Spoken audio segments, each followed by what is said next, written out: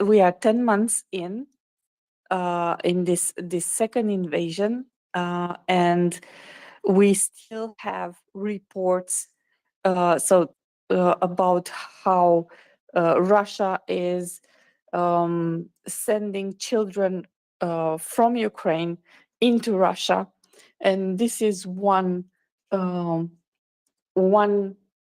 genocidal crime. It's sending the kids of a certain group far away from their family, far away from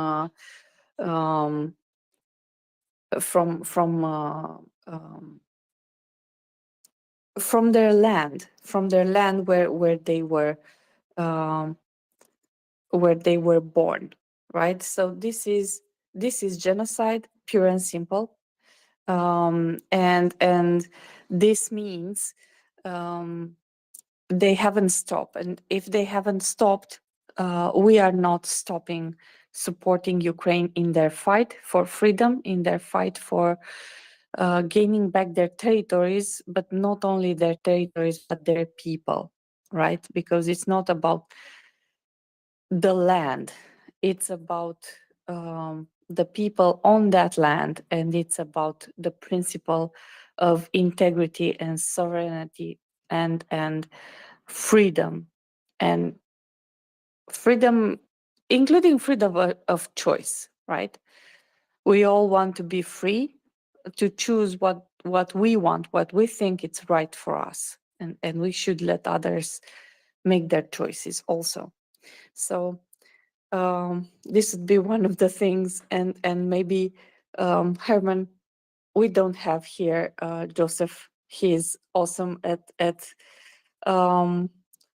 any speech, much better than I could ever be.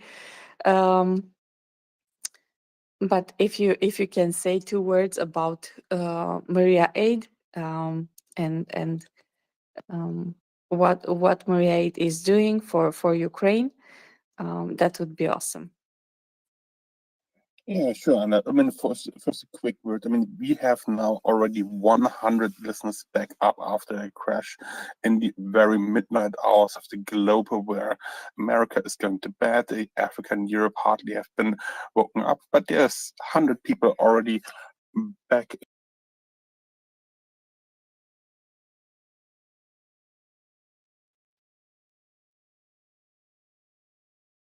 Mic check.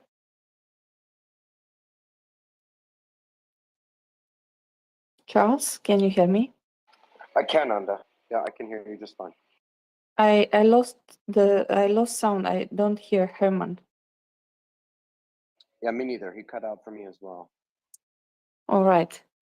So Herman, if you can hear, we lost sound. We lost you. So maybe you can cycle down and come back up. Maybe it will help. All right. So in the meantime, to finish my point, we are supporting, as America is going to sleep, and Europe is waking up, and you awesome people are tweeting and retweeting the space and coming back up. I want to remind you all that MriyaAid is a humanitarian organization from Canada, which is supporting Ukraine. They are all volunteers, just like us. They don't get paid. They pay their own subscriptions, their own phones. They pay for the paper, and they bring printers and computers from back home in order to perform the tasks that are needed for that organization, and all the money that are raised through donations from you. They all go to Ukraine in form of medical aid, such as bandages and tourniquets and hemostatics and many other, some may say trivial things, but very needed and important things for Ukrainian soldiers, both when they are in combat. They need, for example, night vision, right? And drones, and both in after combat or when they are in the trucks or in the hospital, and after the surgeon is performing the operation, they need to be tended with clean bandages, with clean and unique, how do you say this?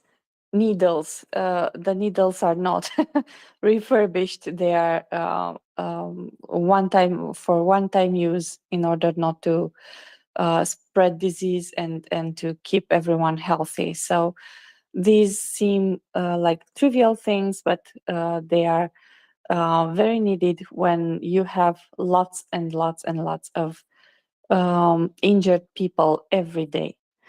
So this is what MriyaReport is doing, part of it anyway. They are doing a lot of other good things for Ukraine. So if you have some spare change after Christmas, if you, for example, can forgo a coffee today because you don't have to go to work, and you don't need to have like the third coffee today, maybe you consider sending those money to MriyaReport. And if you have the possibility and if you think it is feasible for your budget going forward, maybe you consider making it a monthly donation, so that the guys from MriyaReport can see what money are coming next month, and they can plan better for their purchases. So also I would like to say this, two things, because we have finance here. Don't use your credit card. Don't get in debt for helping others. This is not what we are saying. And if you don't have the means right now, it's okay. You just you can help by tweeting and retweeting, making a short tweet and sending out the information about MriyaReport. It might land on someone else's feed, and maybe someone else can donate. So that can be a help too. And thank you very much for your support. Thank you for being here and for coming back up with us. We are at 120 already. So thank you very much for being loyal and supportive. And we have Herman back up. Let's see if we can hear him now. Yes, sorry for what happened before. Can you hear me, Anna? Yes, I can. Loud and clear. Thank you very much. Yeah, I wanted to add that the MriyaReport has a long connection already with Ukraine.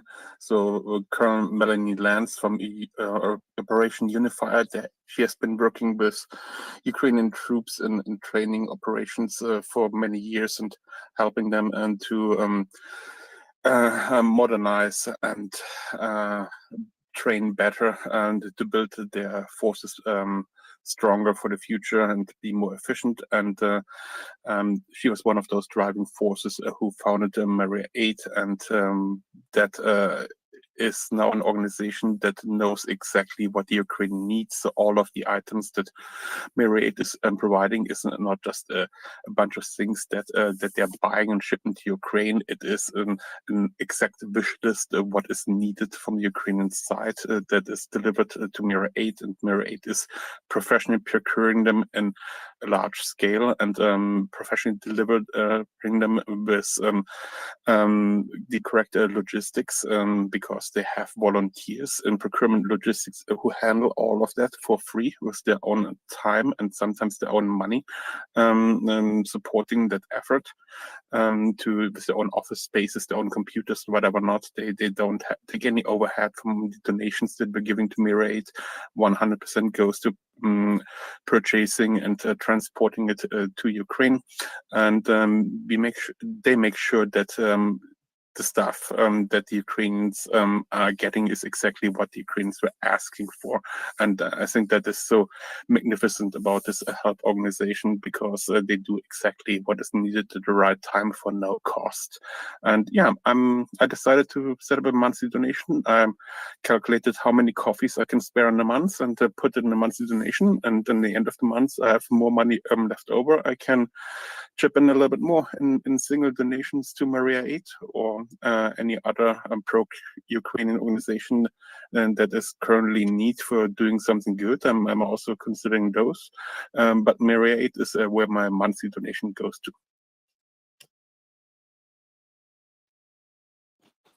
Thank you, Herman. And let's not forget the fact that people drive, right?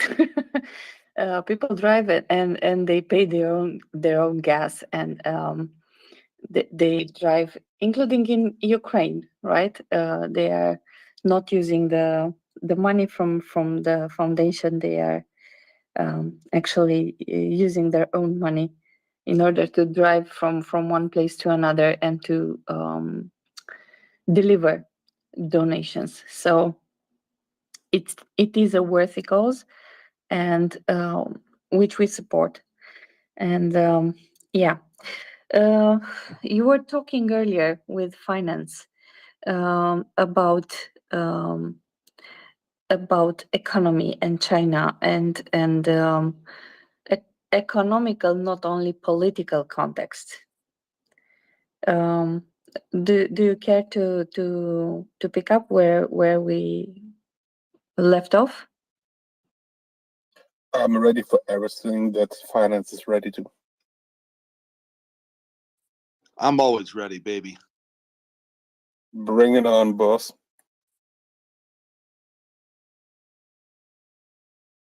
So who's gonna start? Where did the space actually crash? Finance? Were you just giving some context about the amount of supply that the Chinese are giving to Russia, or was it after that? Yeah, that's where I was, right? I actually gave a little space-worthy commentary as soon as it crashed. So yeah, there's currently some ghost cargo ships going from China to Russia. We don't know what's in them. I'm not too thrilled with the fact that there are supplies going that direction, but I don't have any control over that. We don't really have evidence of the Chinese supplying Russia with all of their desires as of yet. You know, obviously it's Iran that has sent the important stuff that has hit the battlefield, not the Chinese. So as far as I know, that's where things lie. But again, what exactly do I know as far as these things go? So yeah, no, we don't have evidence that we definitely see the Chinese we definitely see that the Chinese are buying oil from Russia at the same time as their financial system is only kind of working with them. Mainly, it seems due to fear of secondary sanctions. We're not seeing them be a big military supplier. In general, I'm a whole lot more worried about what military and especially machinery stuff goes in than I am worried about what comes out.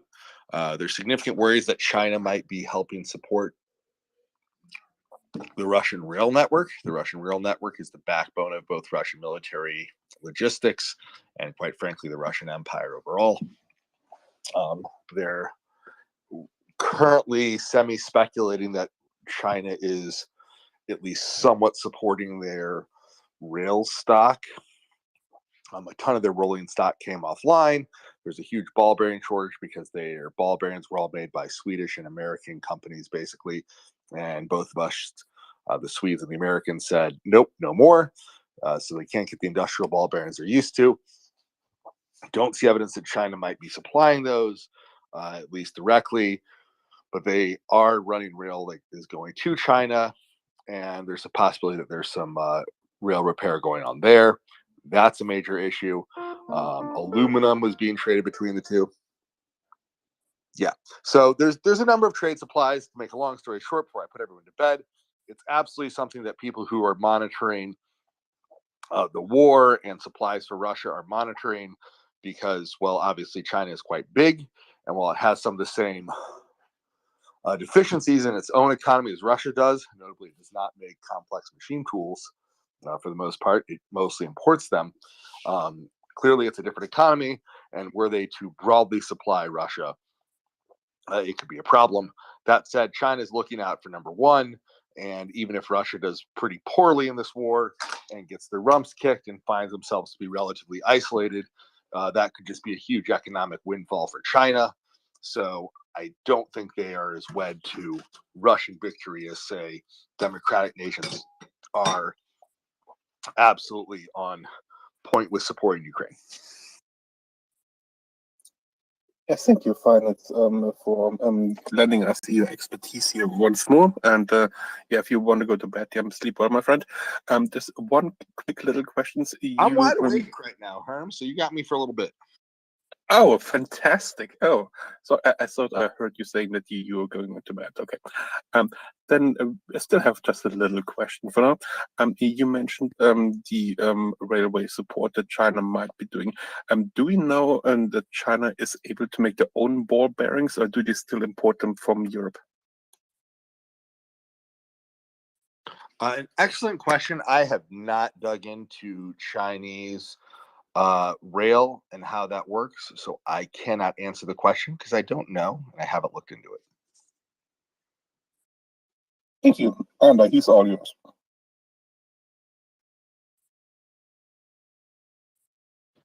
So I have another question.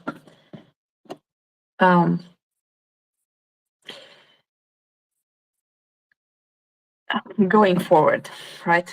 We have seen, we have talked about budget a bit earlier, right? And we have talked about how some of the countries from the West are planning already to support Ukraine in the coming year with military aid and with non-military aid. So the question is related to something you mentioned, the fact that at a macroeconomic level, when you don't want to enter into a recession, which many have, let's say, shouted out that it will happen,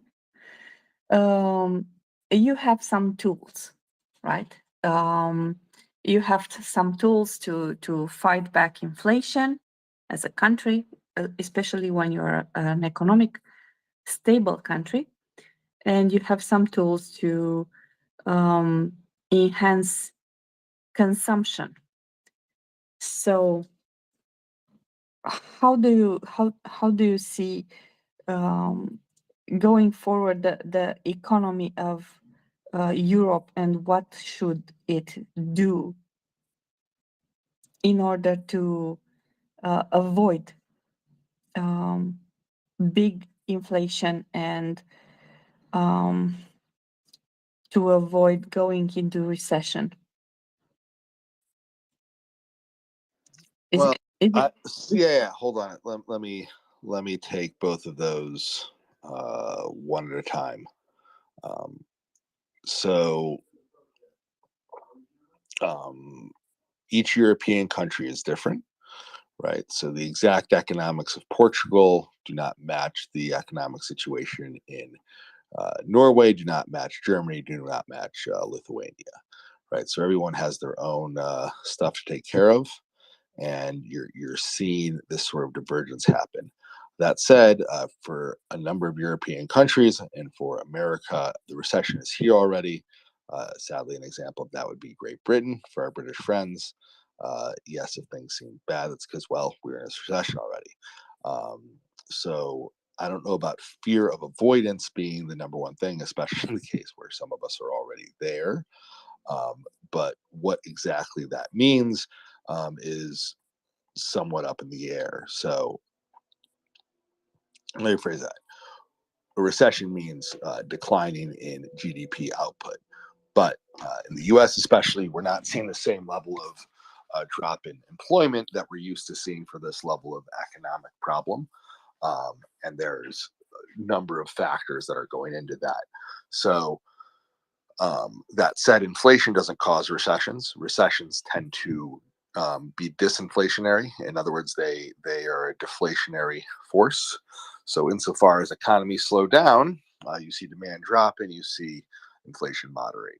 Given that we're seeing energy and commodity prices pull back, and at the same time as we're seeing demand slow down, which is a fancy way of saying, hey, we're in a recession and people are buying less stuff.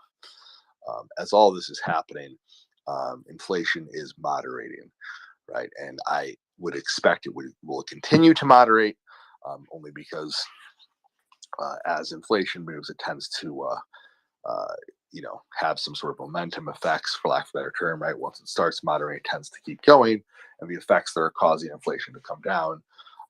Like, I don't expect energy prices to continue to run up next year. Like, they already had a huge spike, they're already coming back. The base level they're coming back from is quite high. So a number of these effects, at least broadly speaking, should be ameliorating over time.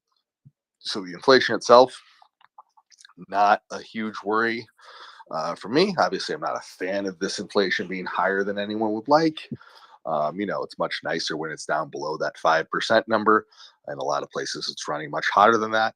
But that said, no one's talking about Weimar Germany if you're in Europe or you're in America, right? 10% inflation is bad. America had that, but it's not like horrific. It's not world ending. It's not the wheels fall off the bus. It's just not a good year. Ukrainian inflation is at 20 to 30%, depending on the month. And quite frankly, as I say, that's actually pretty good, given that it's in the middle of an existential war and fighting off a genocidal oppressor who's taken at the height, I think, up to almost 25% of Ukraine. Now it's, I believe, below 20% of Ukraine is occupied by a genocidal invading force, right? So, for context, inflation could be a lot worse, and it's already showing a lot of signs of moderating. Right, we're already measuring it coming down as we're not as power prices come in. This warm winter takes pressure off, power markets, and if we get through this winter, there'll be a whole lot more options next winter, as people will have adjusted a lot of decisions. And even if the war is continuing on, which won't be great, I can't say I'm going to be a fan if the war continues to drag on, but it certainly beats a bad peace. So, Ukraine's going to fight until Russia stops trying to commit genocide, whenever that is. So if this war drags on, and next winter, that gun's been fired, right? Too many people will have had too long to make different choices in the energy markets, so that the Russian push towards blackmailing everyone with energy just won't have the teeth behind it next summer. While it's a problem to have Ukrainian agriculture come offline, I have a buddy who's a very senior supply chain manager at a very large company here in the States. And I was sitting down and talking to him this week, and he was telling me how the struggles they're having trying to replace the sunflower oil product in their food, in one of their food products that they used to get from Ukraine, right? They can't get the volume from Ukraine. They're not expecting to be able to get it next year either, because obviously the planting that went down is, dropped significantly from before, right? And, it's not like he doesn't want to do business with Ukraine. He's not being, pro-Russia or anything. He just can't buy from Ukraine because they don't have the volume to sell to him. As a supply chain guy, he couldn't get his, the stuff they had bought. He had problems getting it out this year because all the stuff we talked about with the port of Odessa and the problems transporting agricultural products out of Ukraine, right? But as of next year, he will have found a new supply of the stuff he needs, and if he can't find sunflower seeds, he will have worked with R&D at his company to get another similar product to fit the bill for what his company is producing at massive scale, right? So the ability to blackmail everyone with commodities like, hey, the American farmer is going to plant more stuff. The same with Indonesian farmers, the same with Australian and New Guinea. Like, it's not just Americans here. All over the world, as prices go up, as we all know, supply isn't what it was.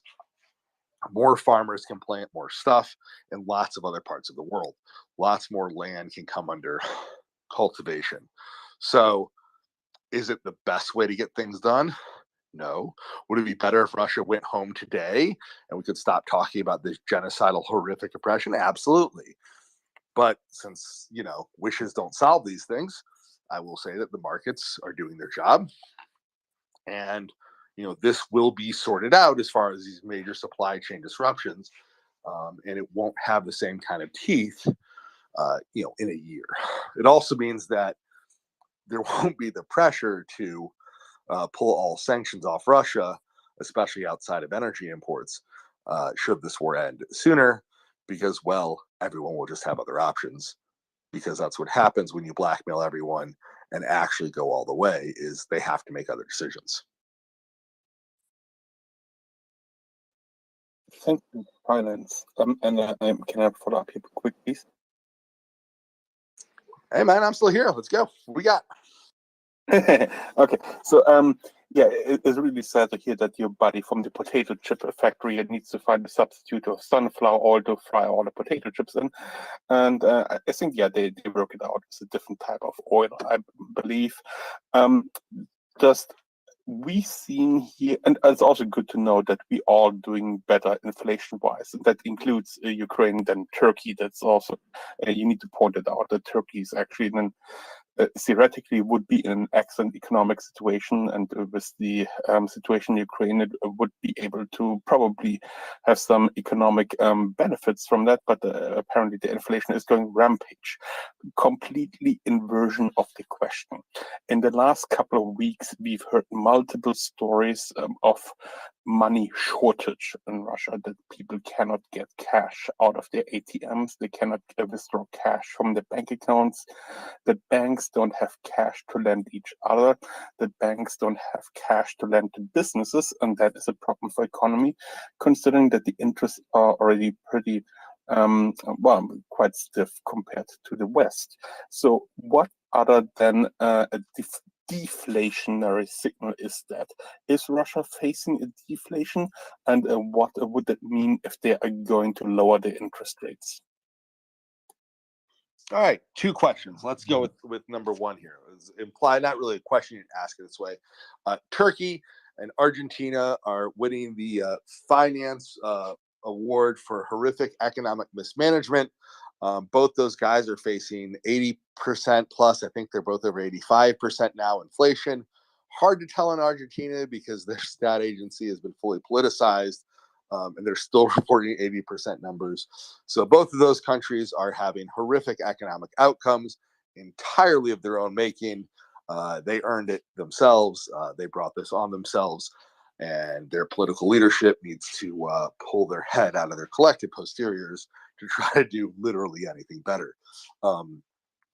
There's a lot of ways to run an economy that you can or can't agree with, but like when you hit 80+% inflation as a more or less the modern economy, which both Argentina and Turkey qualify as middle income modern economies. It's not like they don't have power, they don't grow stuff, they don't have modern machinery in these places. Turkey has a reputation for building nice things. Their construction is considered quite good there. They have a nice fleet situation, right? Their naval, their maritime trade and everything, obviously with where they're situated, quite good. There's a lot of things to benefit in the Turkish economy to talk about. Argentinian beef's quite nice for all of you who've eaten it. There's a lot of things for both these economies we can talk about, and they're both yet horrifically economically mismanaged, and that's why they're there. So any inflation discussion does not cover them because they're in their own special bucket of I have put my head right up where the sun don't shine, and so that's its own special place. That said, back to the rest of the world, where people actually try to manage their economies, something closer to sanity. which has to be named. Yeah, I think we should be seeing a better situation as far as Ukraine goes. Really excited to see what their economy looks like once this war ends. Will probably be a Schadenfreude effect to see what the Russian economy looks like after the war ends. And you actually asked a more direct question that wasn't based on Turkey, and I have not fully answered it. So can you re-ask it so my brain is right on the correct page? All right. Finance's brain. Here is the information. Russian money has been known to be very short lately. There's no money in the bank. Then ATMs don't give out rubles. There's no good lending between Russian banks. It's very hard to get credit. Cash is very hard to come by. Is this a deflation, and what does that mean? Well, if demand for money is really high, you can't get your hands on it. That would be inflationary in many ways. Trying to figure out, there is inflation in Russia due to their logistical constraints. It's kind of hard to say what the exchange rate could be because the rubles do trade outside of Russia, though not with Russian counterparties, right? So like the sanctions on Russia don't extend to the ruble as a currency. So if you're a hedge fund and you own a bunch of rubles, you can still sell those rubles to Citibank or buy some rubles from Citibank if you really, really want to. I believe both those trades are still available in the West. The ruble itself is not sanctioned. And that rate is in the 70s. The black market rate on the streets of Russia shot up to 200 euros per dollar at the start of the war and is down to about steady around 150 euros per dollar. But as I said to an economist friend of mine, it's kind of hard to put that in context or even understand if that actually has validity, because I'm getting rubles, I'm trying to get hard currency rubles in a Siloviki controlled corrupt Russian city isn't exactly a good metric for what the exchange rate should be. So in economic terms, there's such significant frictions to get us to that black market rate that it's kind of hard to say that that's actually the rate it should be, unlike in places where I think the black market rate is normally the correct trading rate. In this case, I don't know what to think. It's that kind of weird. But the idea that the unofficial rate is twice that of the official rate. Host account. You're a hot mic in the host account. Extra special hot mic on the host account, everyone. All right. Anyways, the fact that the unofficial rate is 2x the official rate between black market and what you can trade at, man, it's hard to say that there isn't much higher levels of internal inflation than there isn't. Like that probably has more than zero information. As far as shortages, a electronic shortages, now Baluna can fix that. The central bank can step in, and given the heavily state influence, if not, state plus oligarch, majority-owned economy, for lack of a better way of thinking about it, the interbank rates are easy to fix. As far as cash that goes to clients, I have heard that in recent weeks. I am having trouble verifying. Chuck Farrer posted a video. I've heard that Russian Telegram is something a buzz. I've also tried to channel check through other means by guys who speak Russian who are like, yeah, I haven't had, who aren't verifying right now.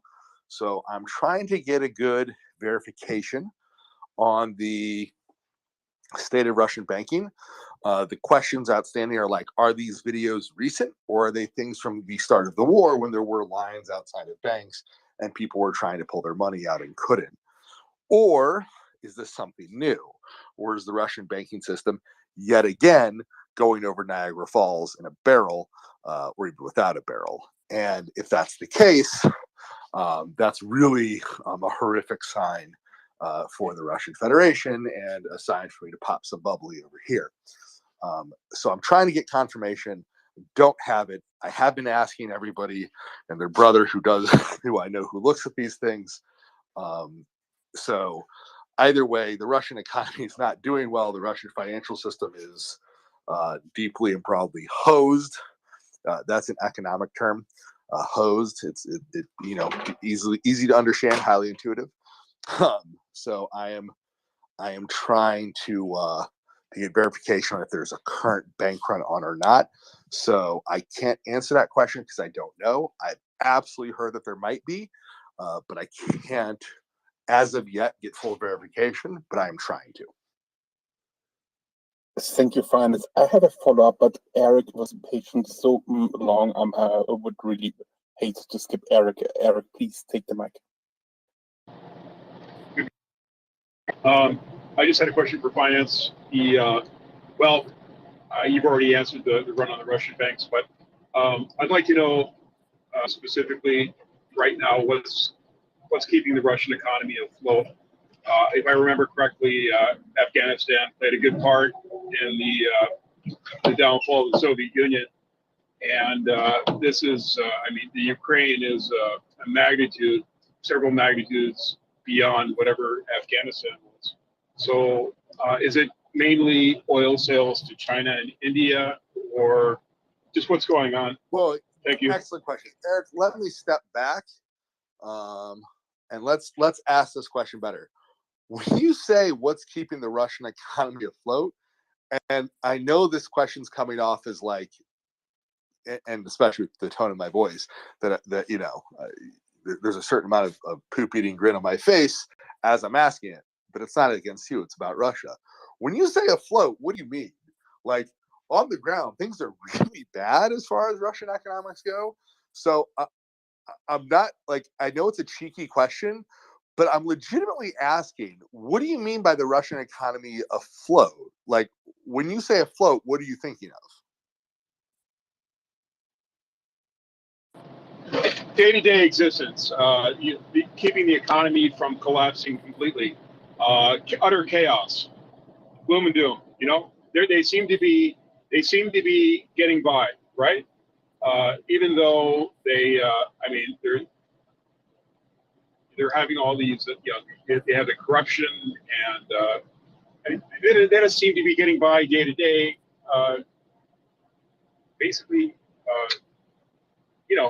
how are they continuing? Does that? Yeah. Okay. There we go. So the Russian economy, how are they continuing? Excellent question. They are. So first off, they're in a recession by any definition of recession, right? Significant problems outside of anything having to do with the military-industrial complex. There have been huge drops in standard of living, and that assumes that you actually have a standard of living if you've been mobilized, right? The Mobics have gone from, hey, we're offering you a ton of money if something goes wrong, to like, you're seeing, what was the there was the ridiculous situation where like one family was pictured having gotten like some stuff from a like it looked like 3 Bed Bath and Beyond towels that one family got, and you're like, what is this, right? So when that's what people are getting for a dead relative, like I don't know how to say that your economy is afloat per se. Like things are horrifically bad. They are absolutely in a recession by any sort of metric. So their economy is hosed. What's keeping it from being worse? I mean, it just keeps getting worse. They still have oil sales, not that their wealth is particularly well spread for that. They still have, their governmental budget still affords some level of payments to pensioners and such. That's happening, but their standard of living, especially compared to their total income, was never particularly high to begin with. So, we're not exactly comparing this to a Western European haven here, right? There's a lot of wealth in Russia, but it's so heavily concentrated that it's not like we're talking about a nation where people have the same standards, nor does economic strain, because they aren't a democracy, cause the same level of feedback and societal issues than it does here, right? Russia has to have a much, much worse economic performance than say the US or the UK would, that would get our governments changed, right? They need people starving before there's a possibility that maybe government stability is in effect. And I'm not even sure if that'll do it, right? Misery, economic misery does not change the dictatorial Russian state, unfortunately. So does that answer your question, or should I discuss this in a different fashion? Good. Yes, thank you. That helps. Also, I was reading on the BBC the other day that another Russian oligarch has mysteriously fallen from a tall building in India. And is there speculation that a lot of this going on is they're raiding the resources of these oligarchs, or what's going on with that? I think in a lot of cases, all these are probably a little bit different with everyone, right? It could be jacking their resources. It could be somebody personally blackmailing them. It could be they weren't loyal enough to the state, so the Siloviki stopped. I mean, there are as many reasons as there are oligarchs for why it's not working out for one of these guys. I can't say I'm going to shed any tears for an oligarch that has discovered the latest in Russian window treatments. So, I think that sort of speaks for itself, right? We all know what's going on with that. So yeah, no, I think one of those I think we'll find out is maybe we'll never find out exactly why each one of these guys got killed. But again, I shed no tears. If anyone wishes to deliver a bunch of windows to the Kremlin, the fact they want to eat their own on this, again, no tears shed by me.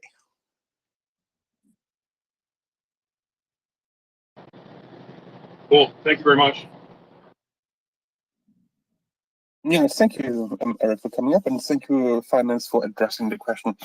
I would like to have a second take of what I asked you before. And yeah, we don't know what the money supply in Russia really is, and there's some indications that it might be short. So I want to break my question down in two. I guess one more quick question: is American currency or the euro widespread in widespread use in Russia as well? Thank you.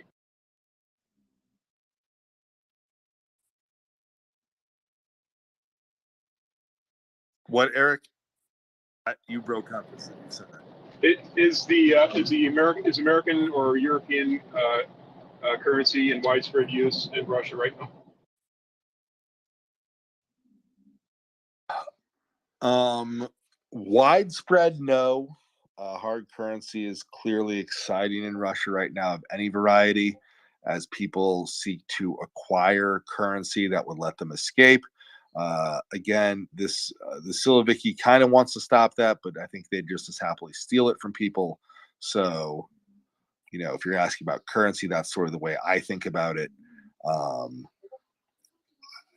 Again, can't get confirmed the shortages as far as banks go, so I can't yet push that one hard. I am trying to get confirmation, or one way or the other, because I don't like being able to say I don't know. I want to know whether it's true or false. So I don't know. We'll see. Yeah, as I said, as far as currencies in play, as far as I know, it's still mostly ruble.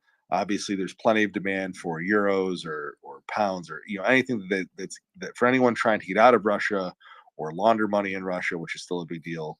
Then yes, they're absolutely looking for foreign currency. Hard currencies at a premium in Russia overall. That is definitely one of the major takeaways for what's going on there now. And I think that's true for pretty much any major tradable hard currency. One more quick question just popped into my head. We all know that Putin is a multi-billionaire. Some of that money's got to be in foreign banks. Has anyone gone after his wealth? His money in foreign banks isn't going to be in his name, right? So saying that Putin is a billionaire is kind of strange, because I don't think he can hold on to most of his wealth if he retires, shall we say, right? I don't even know if he can retire and stay alive. He sort of made a deal with he's sort of czar for life, for better or worse, as far as I understand his social contract, shall we say. That said, look, if you're going after, like, for a while his mistress and daughter were living in Switzerland while this war was going on. Eventually that became a problem for the Swiss, and they're no longer living there. But clearly there are relatives and or other people whose names is under, at which point, is it his wealth? Is it their wealth? So going after the money is a little bit hard. I'm absolutely all for pretty much seizing anything that is of Russian origin right now, and especially if it's of Russian origin and linked to oligarch family members. Sorry, guys, if you wanted to make all of your money raiding Russia, then you're going to lose that money when they are turned to a genocidal, horrific power. And I'm, again, not going to shed many tears. Sorry, I don't care about your sob story.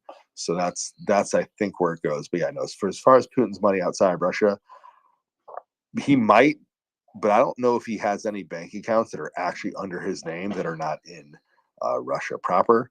If he does, I'll be shocked. But I mean, I could be wrong here. I don't have good access to this one. But there is absolutely good evidence of Putin-linked individuals who have shockingly large amounts of money that don't seem to make perfect amounts of sense.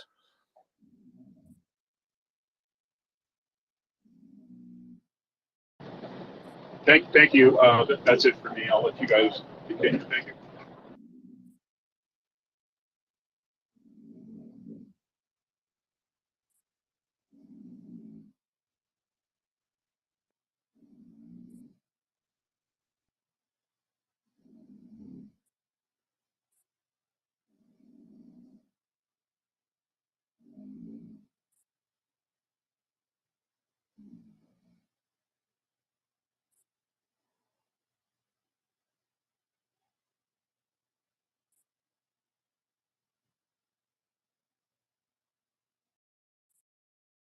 And are you speaking?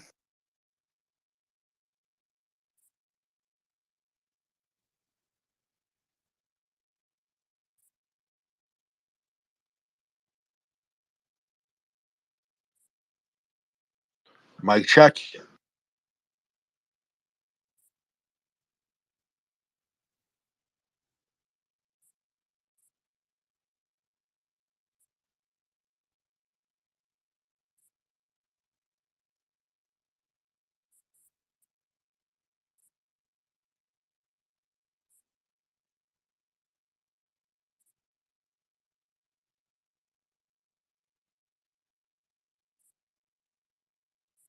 I can hear you, Finance. I couldn't hear Ander before.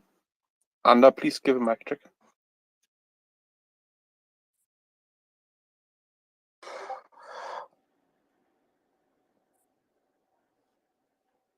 and is apparently in weird stuck limbo, so we may need to sort her out. With that, Herm, looks like you're back alive, so it's me, you, Eric, and Rosalie. Welcome up, Rosalie.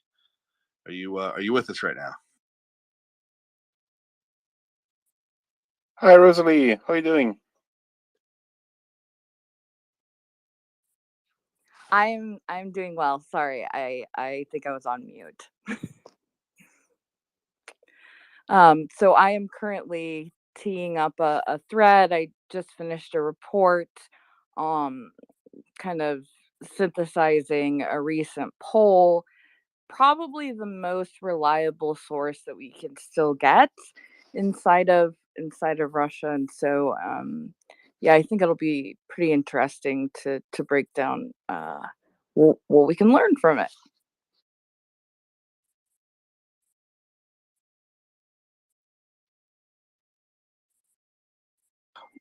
Well, you were making some comments around. You PN'd me something and had a nice, beautiful chart on just exactly how much Russian support occurs whenever they declare one of these horrific wars of theirs. Could you explain for the audience what that was, and maybe tweet it out, or do the post in the nest thing so we have something to look at?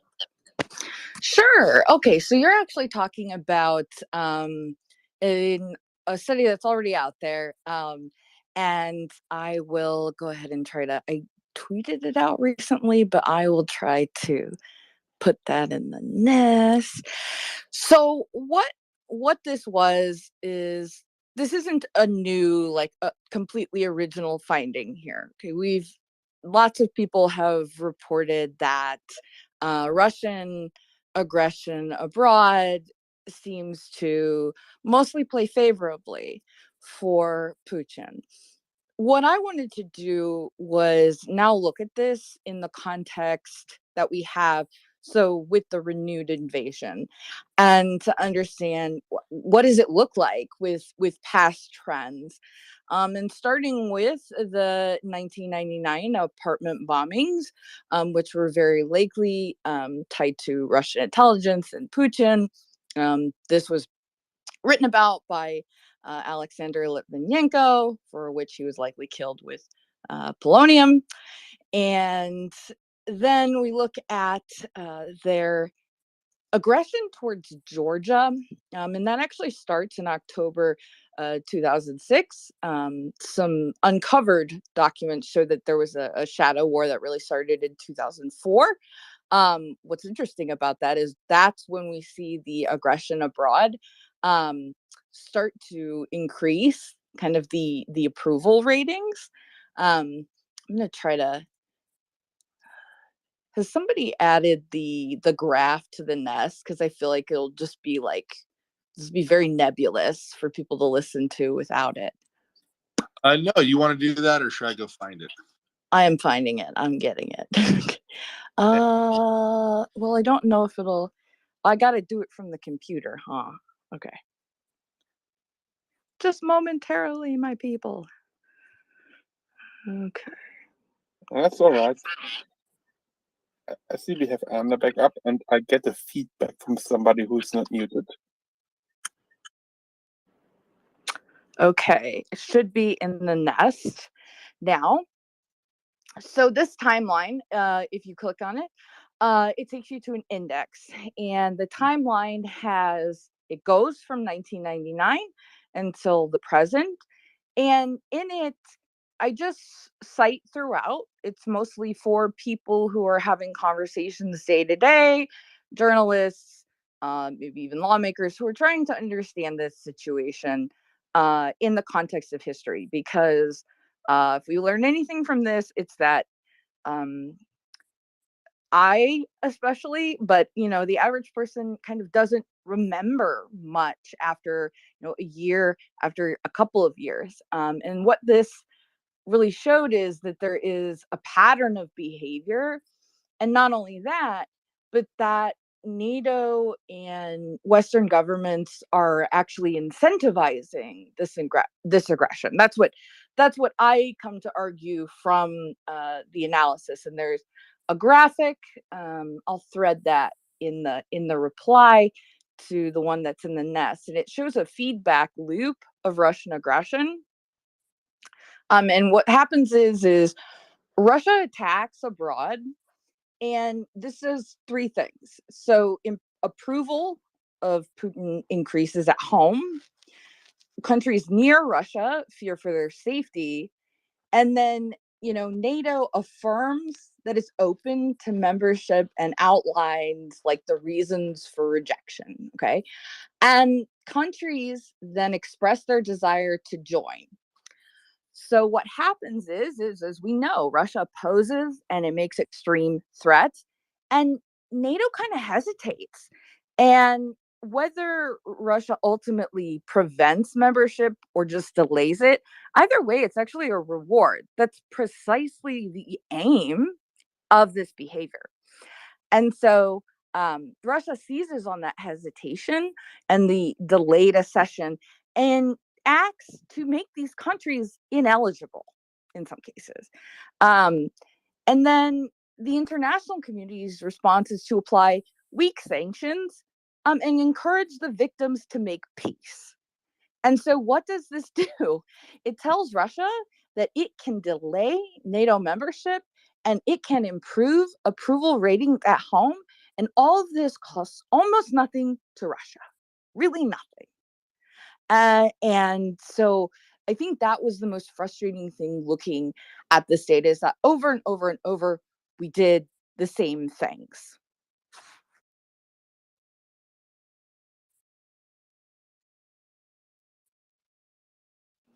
Lovely. What a ringing endorsement of our foreign policy so far. Let me ask this in a positive, so I'm not just straight dooming this whole thing. Given that horrific feedback loop we find ourselves in, and the fact that there might now be a genocidal war on, and we would like to not repeat this, what do you think the appropriate way of dealing with this genocidal empire is?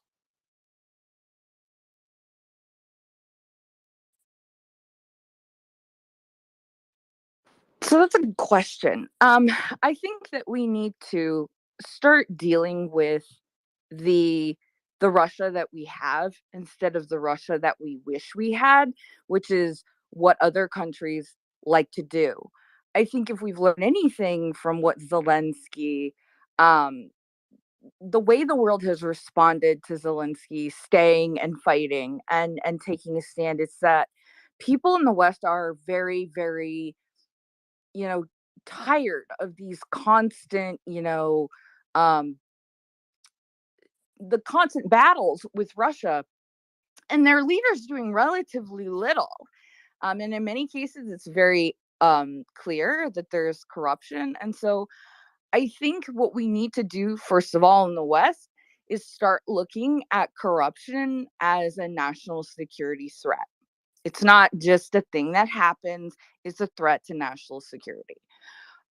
We need to look at, in the United States, we're doing a little bit, but I think we need to beef up the way that we approach people choosing to be a foreign agent, and the way that we kind of actions that can be taken, because right now the only thing that can the biggest thing is basically they like order you to register as a foreign agent.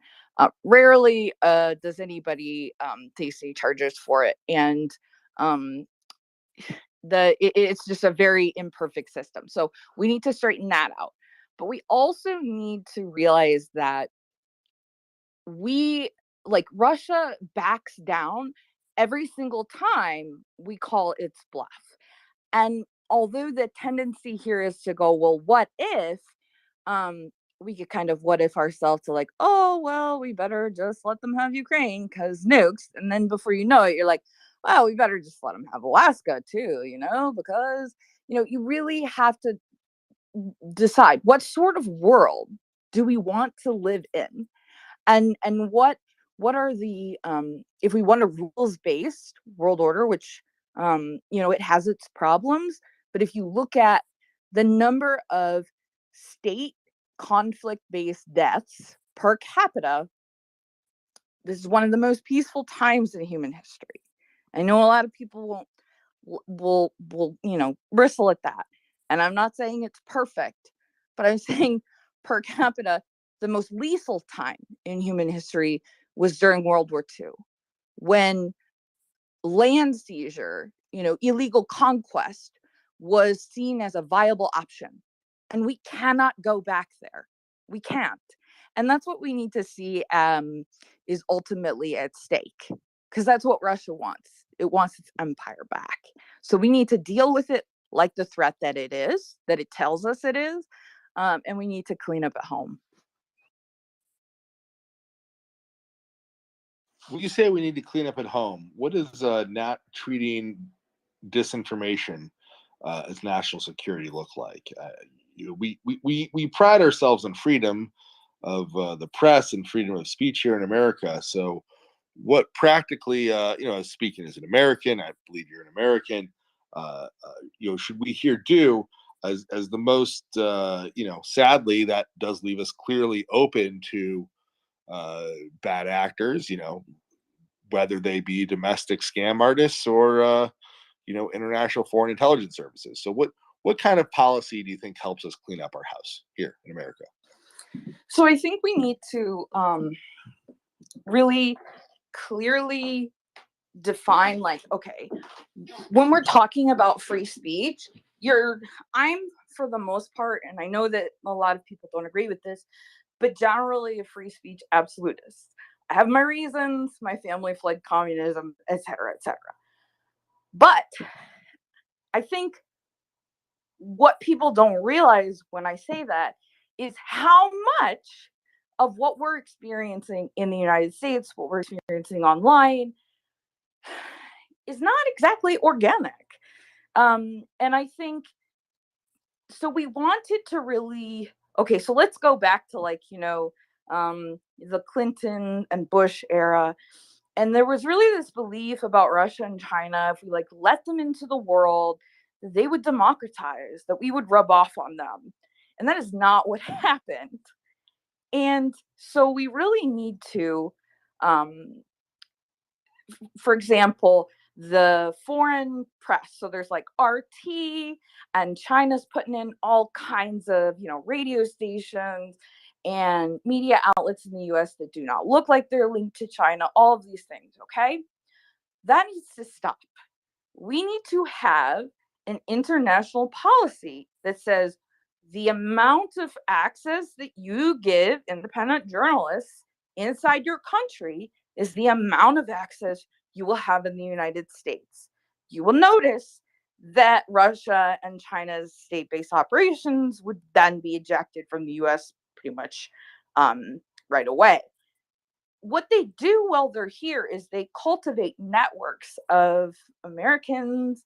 If you're in the UK, you will know exactly what I'm talking about, of people who are citizens in these countries who hold views that are favorable to Russia, and they really just kind of prop them up and give them legitimacy.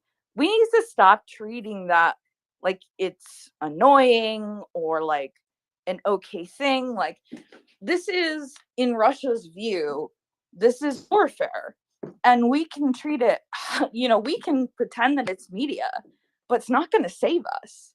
And I think that we really need to understand, the example that I use a lot is very American, so I apologize to everybody. I don't mean to be offensive, but one of the things that happened in the Revolutionary War, which is when the colonies declared that they would be free from the crown.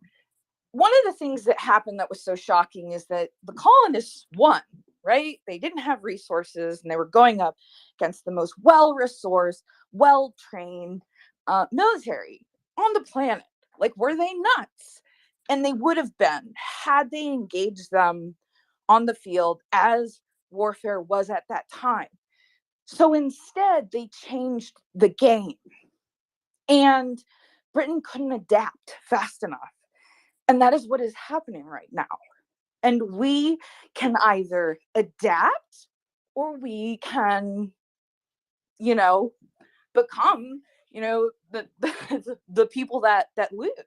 Because I really see that is how this is going. So sort of a long analogy, but to get back to like what we could do, we need to stop treating foreign intelligence operations like they're free speech in the US, because that muddies what free speech means. That's not free speech. So does that answer any your question at all, or do you have any more questions? Put it this way, I'm completely agreed with you in theory. In practice, I don't know what that looks like on a policy basis here in the US. That, like, what does that mean as far as getting us, for lack of a better term, where we want to be, right? What does that mean for like a policy here in the US, for you know, you're a free speech absolutist, right? But like, hey, like Russia Today is a media organization that's obviously part of the Russian state. Does that mean that you shut them down? Does that mean that you say, does that mean that you shut down people who repost what they put out somewhere else? Like, does that mean you say they can't be put on Facebook? Like, what does that mean? What does that look like? How do you actually go about silencing these horrible actors? Sure. So this is kind of the gray area that gets weaponized against us. So one of the things we have, obviously, that autocracies don't, we have an open information environment. So they can control their information environment while exploiting ours against us. So first of all, we have to wake up to that that's happening. I think most people know, but we get so nervous around this idea, which is part of the reason it works so well. And we need to say that okay, so in the US, the state has historically not recognized that foreign states have the same right to freedom of speech in let's say the United States as the American citizen. And I think we need to be concerned with our citizens, just like other democracies should be, having their voice and making sure that it's not being usurped by foreign states, because that's what's happening in the United States. I can't tell you how many people I know who work in disinformation or, in the last 2 years, public health or medicine, and they've been targeted online by some of it was organic, but some of it was not. And we're really asking the average person to, on their own, go up against, in some cases, what is a nation state. And this is setting us up for a battle that we can't win. So we've got to find a way there, right? So I really think that we need to, first of all, just do something with reciprocity. So policy. So if China doesn't let our reporters or any other, democratic nations in there to report without harassment, et cetera, they're out. Okay. So what does that look like on in Facebook and Twitter? I think that this becomes kind of a, like, I don't want to simplify something that would be a really complicated policy, because that's where you get misunderstanding. That's where, you give impressions that you don't really mean. So one of the things that I'll talk about that gets away from the state-based actors is, like you said, I am a free speech absolutist. Okay. I have the right to say whatever I want. Okay. And that is like, the government cannot penalize me for it. However, that doesn't mean I'm free from those consequences in my personal life. People may not like me if I'm just saying horrible things. And I can't say that my rights are being tread on because people don't want to be around me for that. Now, one of the things that social media can do is they can basically model off of what we do in real life. So in real life, when we have a meeting, something, a town hall, there's hundreds of people, but we agree who's going to speak in front of everybody else, who at that moment is amplified. And this is something that the community determines. And that's who gets to speak. We cannot all yell at once. And so seeing amplification as a privilege, with speech being the right, I think gets us so much farther than we realize, because right now we have a whole industry that's really built off gaming the engagement system, which encourages, just really bombastic, apocalyptic like headlines and things like that. But if there was nothing to be gained from them, we would see less of them. Another thing that we need to do is we need to start holding companies, social media companies, accountable, not for what we say. So, not the user content, which is what they always try to say that this is. They're actually putting disinfo out about themselves, which is really lovely. They need to be made accountable for their recommendation algorithms. So, what's this? This is the recommendations that they're making to you. So, for example, in 2018, Facebook knew that over half of the people that joined an extremist group on the platform did so at Facebook's recommendation. They knew that they were successfully making people more extreme, that they were essentially a polarization machine. There's no accountability for that. And they sit there and they hide behind, well, user content, you want to take away people's freedom. No, no, no, no, no. They need to be accountable for the algorithmic recommendations. And that's another thing that I think would solve so many problems, that it makes more nitty-gritty policy changes unnecessary.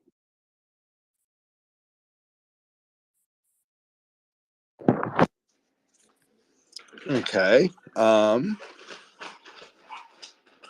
How do you make them accountable? Like, clearly the private market ain't doing it, right? Like, Facebook is not out of business due to their recommendation algorithm. So, and I'm not saying they should be immune from it.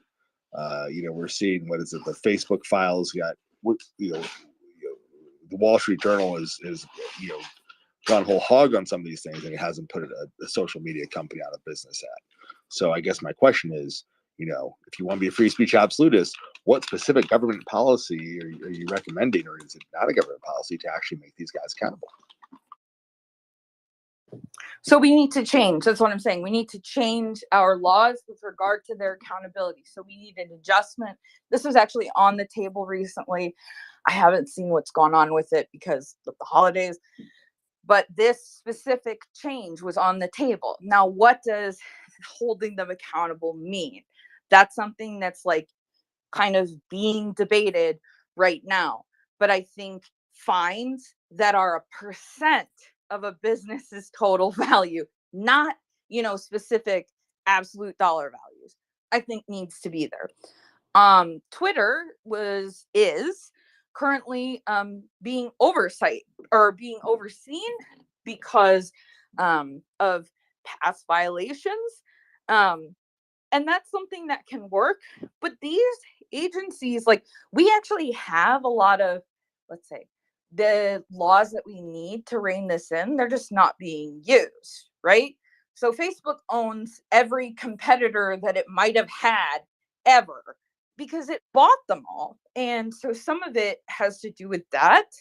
So we have Google and Facebook, and they own such a part of the market that we need to address that as well, because their control over the market is itself a threat to free speech, because and Apple is too, to some extent, that these single companies determine what's acceptable. And I think regardless of what you want to be allowable, we need to get some. I mean, I'm sure, I don't know what you think about the size of these companies, but I think that their size is part of the reason that the problem is so magnified.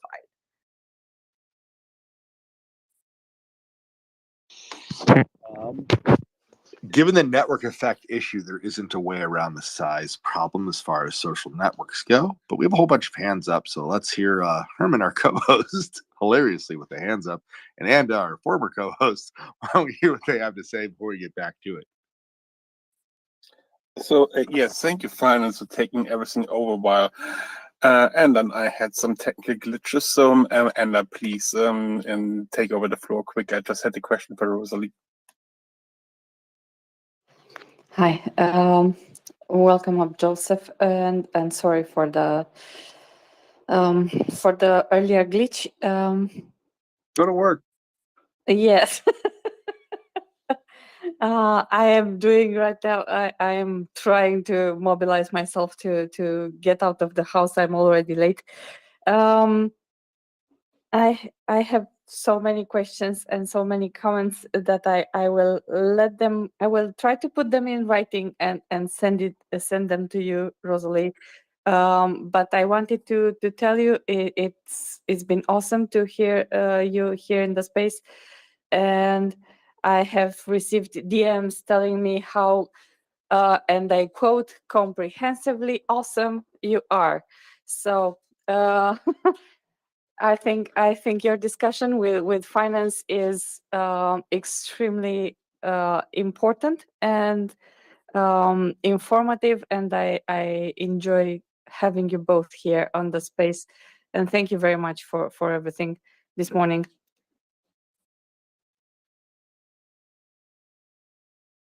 I just wanted to say I am grabbing, if some other speakers want to kind of chat, I'm grabbing some of the policy recommendation specifics that finance is really looking for.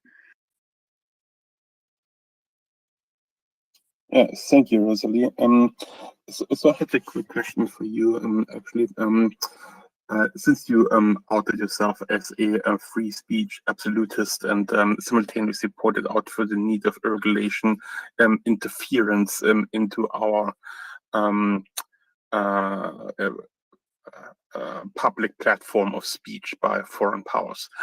So when you are gonna look at those policies that you're suggesting, what is the measure that you need to, or that you would propose to institute here, that those measures are only excluding foreign influence and not harming the domestic speakers, whatever their speak is like?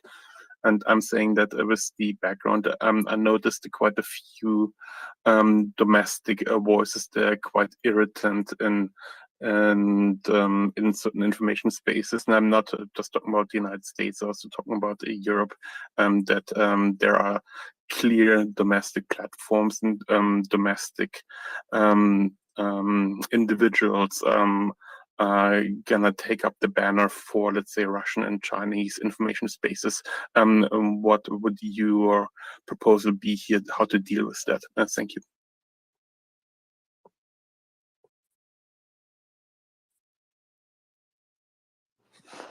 I will be with you momentarily to answer that. I just need to grab one thing. All right, yeah, sure. Yeah, take your time. We have Ben with his hand up. He's probably in a bit of mood. Question. Is that one thing plastics? It is not.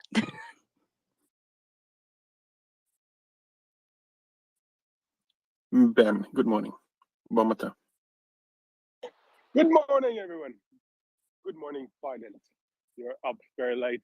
I cannot say I'm displeased. I'm happy to finally get to speak to you because we tend not to be able to. And hello, everyone else. Finance, I've got a question for you. I read recently in a Bloomberg article that some Central Asian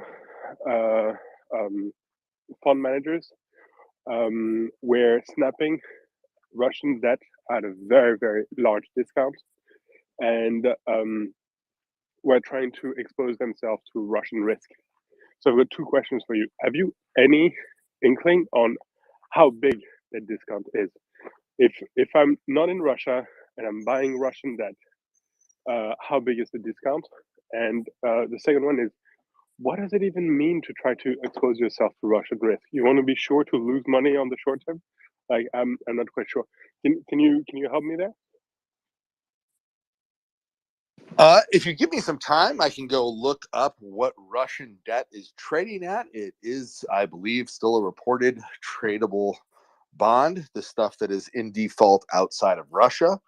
Um, so we can look up that discount, whether you ever get paid back by the Russian government in your euro bonds, or on what time frame you are paid back on your euro bonds by the Russian government is well, that's going to be the multi-million-dollar question for these guys. But no, we absolutely can look that up.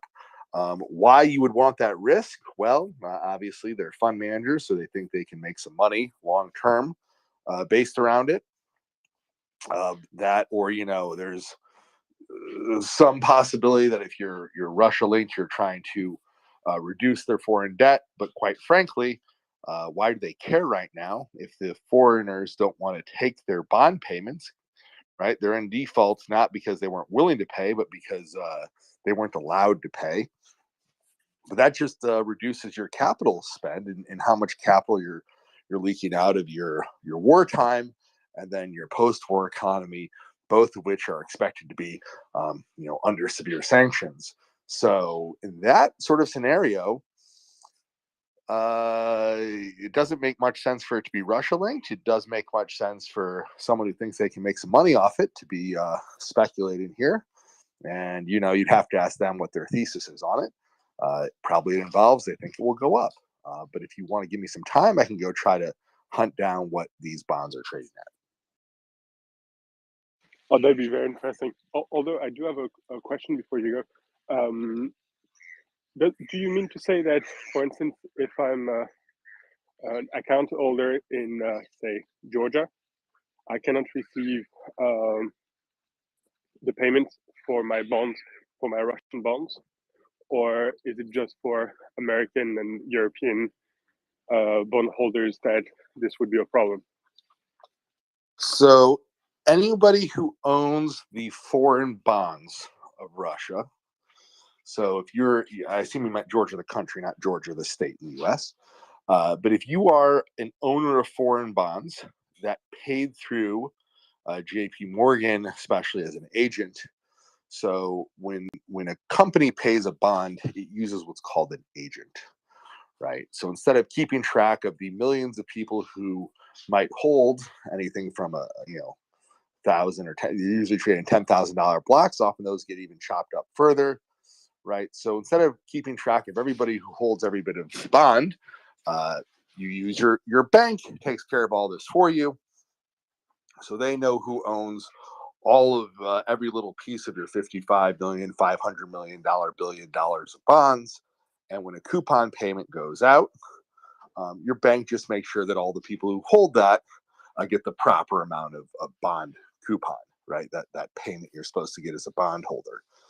Now, in this case, the JP Morgan agent, right, the Western agents are blocking the ability of Russia to pay out their coupons, right? They're prevented from doing so. So it actually doesn't matter where you live. You could live inside the Russian Federation and hold those bonds, and you're not going to receive your coupon payment because the foreign agent, the guy who's supposed to process that payment, right, is not letting that happen, right? It's kind of like you were to charge your credit card if you're a small business, and Visa and MasterCard just refuse to send you the cash, right? There is no solution here. So it doesn't matter where those guys live. The only way you're getting paid on a Russian bond is if it is one of the internal Russian bonds that uses, and I believe those are only the ones traded in rubles, and that's using a Russian bank, which is obviously sanctioned outside of Russia by most countries in most places. But if you're using an internal Russian bond that has a domestic agent, then yes, you could receive a coupon payment. But literally, it does not matter where you live or who you are. It's not just that we're blocking, residents of one country or another from receiving payments. It's we are blocking the bond from paying, period, end of story. So the entirety of their bonds that were outside of Russia cannot pay out because they're all using foreign agents. Now, granted, it is normal to use these major, huge international foreign banks as agents. These are the top tier banks to issue your government bonds as. What is not normal is committing a genocidal friggin' war against your neighbor and being put under sanctions such that everyone's like, no, you can't do that, right? So the not normal part of this is the genocidal war. The normal part of this is everything that led how they were financing their government before that part. Fantastic. And I'm sorry, I'm going to abuse your kindness and your intelligence for a second. Russia has recently auctioned off 3 large batches of bonds, which I assume are all denominated in rubles and are all using a local agent as their intermediary. Do you know, like, considering that they cannot use JP Morgan for this, how much are they losing in efficiency, and how much more do they have to pay for their coupons in order to access the savers, considering that they cannot use the international banks, and usually what international banks do is that they're good enough to be extremely profitable, even though they ask from you a lower amount of money. All right, good questions. So in finance, you don't use the big banks because they're more efficient per se. Smaller banks can be every bit as efficient as far as actually processing everything. The thing the big banks give you is twofold. One, that reputation, that imprimatur of your serious firm doing a big deal. And two, their network effect, right? The biggest banks can do the deals with the biggest capital. It's just the easiest to do it that way. But given the horrific levels of sanctions that Russia finds itself under due to, again, being at a genocidal war, let's not forget that part. I don't think they're losing anything because all those huge network effects that they would enjoyably get by working with JP Morgan and Goldman Sachs. Citibank, it would be really nice if you would finish pulling your operations out of Russia. Thanks, guys. Raiffeisen Bank in Austria still has operations there. Let me call out some banks that are Unicredit of Italy. These are some banks that are still having operations in Russia. It'd be really nice if they were to cut that crap out. Now that I had that brief aside, I don't think they're losing out on efficiency here. I think that the buyers are obviously Russian domestic institutions, especially banks, who are told, hey, you really should buy some Russian debt. No, really, you're buying some Russian debt. And let's face it, if you're a Russian bank, what else are you going to invest in? Not like you can send your money outside of Russia right now. The number of projects available inside Russia that aren't state related just died since February. So there's probably some demand from Russian capital pools for some kind of debt. And most modern finance assumes that the government is a viable a debt. So they're going to buy. And let's face it, it's Russia, and you don't want to jump out a window. So, if you're a bank manager in Russia and Russia wants to release a bunch of bonds, you're buying. And your bank can't go under because, well, they're not going to let the major bank goes under. So Nabaluna will rescue you if worse comes to worse because the Russian government has problems. So, yeah, in that case, I think it makes sense that there's local buyers. As far as the efficiency goes, don't think in terms of like technical competency. With Russia, you can't totally rule that part out. Like maybe they can screw that up. They're having problem getting enough microchips for credit cards to actually process stuff with their new exciting mirror payment system. So yeah, you can't rule that out entirely, but I do discount that one. How much are they losing by not having access to foreign capital? I think their entire economy is in a horrific recession, and they're looking at 50% of their oil capacity to produce is going to be offline in the next decade due to their loss of foreign capital and foreign direct investment as a direct thing. So I'm not sure exactly how we're going to value that because I'm not sure what oil prices are going to be in 10 years from now. But however much they're making, it's probably half what they could have been making if they weren't in the middle of horrific genocidal war right now. If we didn't have reason to speak, which would be better because that would mean there wasn't a war on in Ukraine, Russia would be making a lot more money for the oligarchs, a tiny, tiny trickle of which would hit some of the Russian people that aren't oligarchs. Thank you, Finance. Actually, now that you mention it, there's a distinct lack of financiers following out of Windows recently. But every other profession seems to be affected by this current epidemic, but very few financiers, if any. A distinct lack of financiers, and then I didn't hear you because of local sound. What was it you said? Oh, I apologize. Very few financiers have been falling off of Windows recently.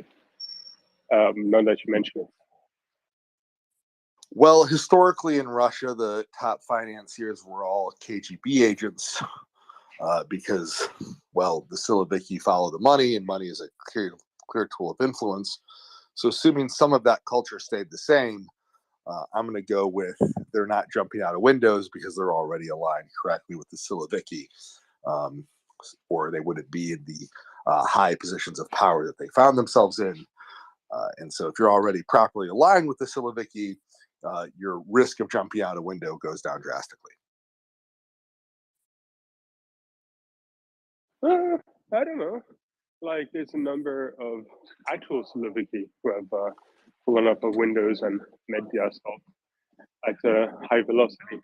So, yeah, no, still surprising, I would say.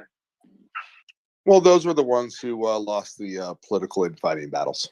That's it happens. Yes, that does. I'm sorry, I'm holding you back while you said that you're going to have a look at the rate Russian bonds are trading at the moment on the Central Yeah, Asian I will go market. look that up. And this was a brief reminder from the Atacam Cigarette Company that in Russia, window opens you.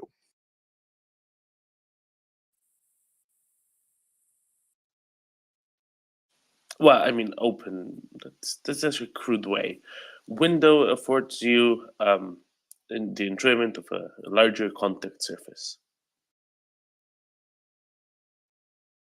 Gentlemen, our financial experts are colluding.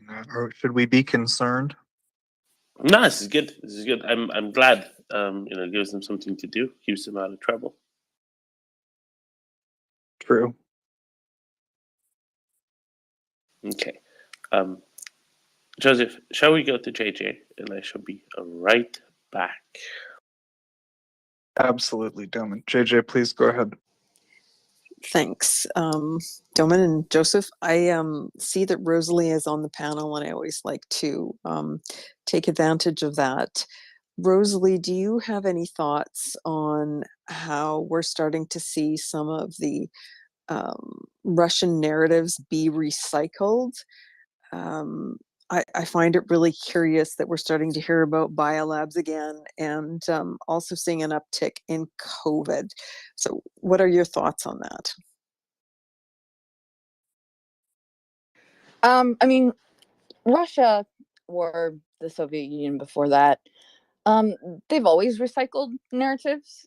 Something about that is helpful is that repetition makes things seem more believable over time. It increases our fluency with those ideas, and we interpret fluency as some sort of barometer for truthiness. It's not. And then the other thing is they repeat ones that seem to stick, that work well, that serve their aims. And so, biological weapons have always worked. Arguably the very first campaigns are starting in 1949. But nothing that we're hearing is new.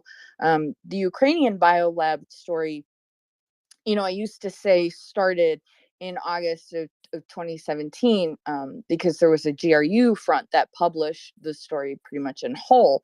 But I am now possibly going to be pulling that back even farther to 2016. It still has the Russian origin, but I think we could arguably move that story beginning back a little further. But none of this seeing it recycled should surprise us. And really, I think the thing that strikes me is we know what narratives we see in times of crisis. We know what narratives Russia likes to repeat. And yet we pretty much do nothing with that knowledge. Like, we could be letting people know at the same time we're teaching them about fire drills in elementary school about these kinds of things, and we're really not taking advantage of that. We need to take it more seriously as a whole society.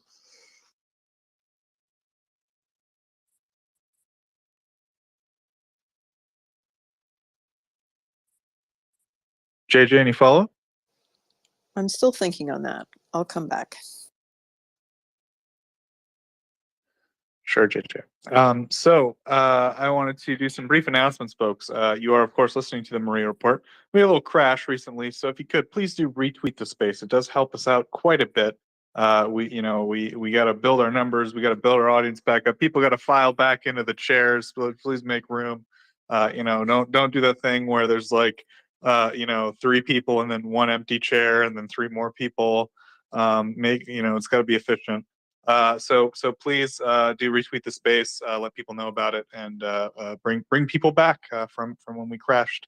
Also, please do, if you have a question right now, we have a pretty great panel. We've got our 2 financial experts together, so they can argue when you ask a question. You'll ask a question, and then Ben will say one thing, then finance will argue about it, and then they'll argue with each other for a while. It'll be great. Come up and start a fight between finance and Ben. I think it'd be fun. Or you could ask Doman or Bionade or Rosalie or JJ a question. We've got, of course, JJ and Rosalie, I think, focus on misinformation, I would say, broadly speaking. So please do, and you can press that microphone button, raise your hand, and we'll do our best to answer your questions if you have any. So thanks, folks. And, of course, please do check out MriyaAid.org. It's a great charity that gets a non-lethal aid to Ukraine. The last thing I wanted to mention, Doman, I didn't prepare for this at all, so I'm looking at it right now. I'm going in blind, Doman. We've got a member of Ukrainian Parliament. We've got Ivana Klimpush Sinsadze. How'd I do, Doman? She's going to be here at 11 a.m. Eastern Time. 11 a.m. Eastern Time. That's New York time. That is in approximately 8 hours. Doman, how did I do on the name, and did I get the time right? Ivana Klimpush-Tintsadze. I think you did that perfectly fine. See, Georgian isn't hard to pronounce; it just looks weird. But you break it down, it's pretty straightforward. And yeah, in just under 8 hours, we'll be talking to her right here. Which one is this? This is our 4th, 5th active Ukrainian member of parliament. It's pretty good, isn't it? We're gonna get them all, Doman. By the end of this, we're gonna interview them all. That's the goal. I think I figured it out, Joseph. I think I figured it out. We're the problem. We're the reason why the war's going on so long. We need to get through them quickly, all of them. Once we get through all of them, then it's over. Then Russia has no choice but to quit. Not only do we have to get them all, the elves have to get them all on Spotify. That's I mean, oof. For history, Doman. We got to do it for history. But, we love the elves. They work real hard. Dome, we got some hands. I suppose we can go to Ben. Yeah. Well, I was about to get into the station, but the station was closed. I'm going to have to walk. The next station. Question. Yeah. Quick question. What's the number of the day, brother? What would you say the important number that you want to communicate about is today?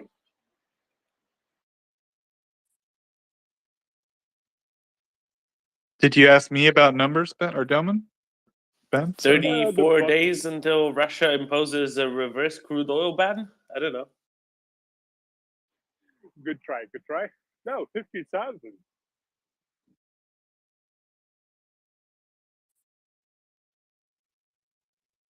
Can I have a hip hip? Come on. 50,000 Hooray. followers. You're blasé. That's the problem with you. You're blasé. I'm still happy. I'm still shocked. I've got more than 30 followers, and that those 30 are not the different avatars of my mother. I heard numbers, and the numbers recently came out, so I'm looking over the Ukrainian report of Russian destroyed Russian stuff. Anyways, thank you, Ben. I believe JJ was next. Then we'll go to finance. JJ. Thanks, Joseph. Rosalie, this question's for you again.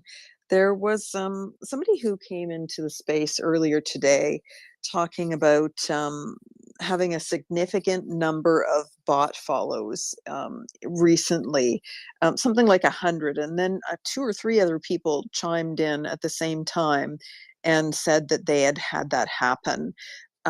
So I was curious what you make of something like that. And then the second part of the question is, what is your advice should that happen?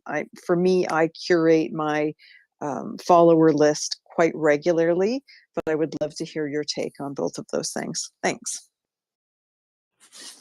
Sure. So off the bat, I honestly don't think too much of it. And it's kind of because if we asked users on Twitter at any given time whether they'd notice an uptick in like bot followers, I'm sure we'd find a fair amount of people, especially in an audience the size of MriyaReport, and especially with people engaging content related to Ukraine and Russia. That doesn't seem like it's not abnormal. It's not a good thing necessarily, but it's not something that's surprising. This is actually, sorry to interrupt you. They said within an hour they had 100 bot follows. So that seems a bit unusual. So that kind of volume can sometimes happen when people are targeted, by bot farms. Like, for example, if that person was a member of NAFO, I would wonder if they weren't being targeted. Sometimes what happens is, so there's different ways to target people. Kind of a longer term strategy is to have a lot of accounts follow them, and then just anytime they say something, to really kind of disparage them and make sure their audience is regularly seeing them just kind of questioned and demeaned, that sort of thing. But I honestly can't, I can't say. Sometimes people are posted, in a Telegram channel, and that'll explain it. It's really hard to say what's going on there, just based on that. What I would say about dealing with it, though, I try to remove bots or accounts that seem malicious. If you have 0 followers and no profile picture and you have a locked profile, I'm sorry. I don't want you following me. Like, I don't think that anybody should feel like they have to make apologies for anybody that they don't want following them. Like, you are allowed to decide who follows you, and you don't have to make apologies about that. So I would encourage you, if there are accounts following you that make you uncomfortable, you can remove them. You don't have to block them. You can just remove a follower. It doesn't notify them. And that very often, if it's a bot account, can take care of it. But accounts that are brand new is always a good clue. Although not always. A lot of people have made secondary accounts for work with Ukraine just because they don't want to be targeted in their personal life. So I like to look at things other than that. The profile. The detail in the profile is often an indicator on the activity, the type of activity, and how it varies over time. But these are all things that I don't know that the average person is going to have time to or want to look at. Something you can do is you can plug in a username into the Botometer, which is a scoring tool that will rate accounts. But again, any of these tools, you know, they only go so far. I think that it's good to kind of cross-check them. If I'm putting something through Botometer, I might also throw it into Bot Sentinel and TruthNest and just sort of see what they're all saying. If it's one you're agonizing about. But you know, honestly, like if something makes you uncomfortable, I err on the side of caution. You don't owe anybody to like allow you to be well, like this is just, you know, I feel like we have to. You do not. Thank you, Rosalie. Delman and I, of course, are polar opposites. Delman extremely carefully curates who he follows. He's got like, you know, European royalty, I'm sure, on there. Maybe some famous vineyards, a few, but most importantly, you know, very, very like, you know, official information about what's going on in Ukraine. Right, Alexander Kamishin, head of Ukra-Zaliznytsia and things like that. I, on the other hand, you know, anyone who follows me, I follow back. It mainly is because of the glitch on Android. It's easier to basically see people if I follow them for various reasons. So I've just taken to being the Matthew Van Dyke of the MriyaReport. I just follow everybody who follows me or who tries to come up or who gets up. Just, you know, so. I will caution people. Don't, you know, follow for me really is probably the worst endorsement. It's really an insult more than anything. No, but and of course the follow from Doman, you did something right. If that guy's following you. Anyways, Doman, any comment on how to get you to follow you, and then we'll go to finance. Actually, I have a really quick comment. So one thing I want to urge people not to do when they're assessing accounts is don't just assume because a bunch of other people that you know follow this account or appear to engage with it. Do not assume that means it's an okay account, because in the last year I have seen more than one with a lot of people that I know are they're good accounts that are doing work for Ukraine, and they were following this particular account, and this account was trying to kind of make connections with people who were doing disinformation research, and they were using kind of the pro-Ukraine network to, I guess, appear as though we had a connection, and there's just a lot of people that were following these accounts and may have been unaware that they were definitely malicious. Thank you, Rosalie. I think, you know, to get Doman to follow, you have to basically like do something of importance regarding policy in Ukraine. That's probably the short answer. So maybe try to become like an intern or like a clerk in like a cabinet in the Ukrainian cabinet or something. Anyways, finance, you've been very patient. Go ahead. Ben, as best I can tell, trading is incredibly thin, but it seems like the 10 years on the Russian US bonds are at least at about 74% of face value. I would not want to try to mark that without an actual price from my dealer. But for better or worse, so they're looking at least 25% off. Surprised it's not lower, but that is, as best I can tell, where these Russian bonds are currently trading. Thanks, John. Well, Doman, I mean, it looks to me like you got a panel. It's about time for me to head to bed. So I'm gonna go ahead and do that. Again, I wanted to remind our listeners, in about 7.5 hours, we will be joined by a distinguished member of the Ukrainian Parliament, Ivana Klimpush-Tsintsadze. It's will be again at 9 a.m. Eastern. That's New York time. Definitely looking forward to it. I would ask our listeners once again, we got a great panel here. You can just press the microphone button in the bottom left-hand corner of your screen. That will bring you up. You can ask a financial question related to sanctions or what's going on in Ukraine and so forth. Or you can ask a question about disinformation, or quite frankly, you can ask Doman anything. The guy just knows a lot about what's going on in Ukraine right now. So please do feel free. Don't be shy. And with that, Doman, I will sign off. Slava Ukraini, buddy. And I'm Slava. Sleep well, Joseph. All right. Now we got rid of him. Ben, go ahead. Yeah, thank you. I'm sorry, I was in a very, very loud place. I couldn't quite talk about what finance has just said. So 34% of face value, that's what it's trading at the moment, right?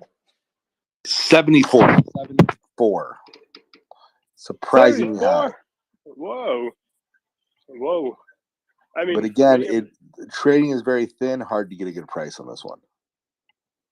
yeah, I agree. And their inflation, they're the equivalent of what's the name in English again? TIIC, something like that. CPI, hard CPI, to tell because Rostat's been politicized. So when we say that for those in the audience, when you say that the statistics agency or an economic agency has been politicized, especially in an authoritarian context, it means they put a hack in there, a lackey in there, and he's just given the numbers the government wants him to say, not actually reporting on reality. So we do have evidence that their internal inflation is running kind of hot in Russia. This is all supply constraint issues because of sanctions and their horrific war. But exactly how hot, it's hard to say. I've heard estimates ranging from 12% to 50%. I don't think either extreme is correct, but that's sort of the insanity of the range of estimates you get on how hot internal inflation's running. I think even the Russians are reporting a teen-based percentage on inflation. I think it is higher than they're reporting, but I don't think it is like a magnitude of 2 higher than they're reporting. So that's what we're looking at as far as inflation in Russia goes. Either way, I don't think inflation is your biggest worry. If you've been mobilized, you don't have good stuff, and you are currently facing Ukrainian winter without proper gear. Well, and anyway, one of your buddy has just started a very small little fire to keep himself warm, and you're already hearing the HIMARS coming. So, yeah, tough luck. By the way, okay, completely non-sequitur, but I checked the other day the range of the HIMARS, and I had not truly realized how far 80 kilometers were. And it's like almost across Paris. No, are you joking? Paris is like 10 kilometers at its widest. 10. Yeah, this city, but look at sort of the natural limits of Paris. No, yeah, exactly. That's what I was. But you go from there's a northern airport and there's a southern airport, and they're 35 kilometers apart. So, and they're pretty much at the edge of the metropole. So, you can be far north in a fairly large European country, city, and fire and reach the far south, and still have some range to go by. It's absolutely terrorizing. Even the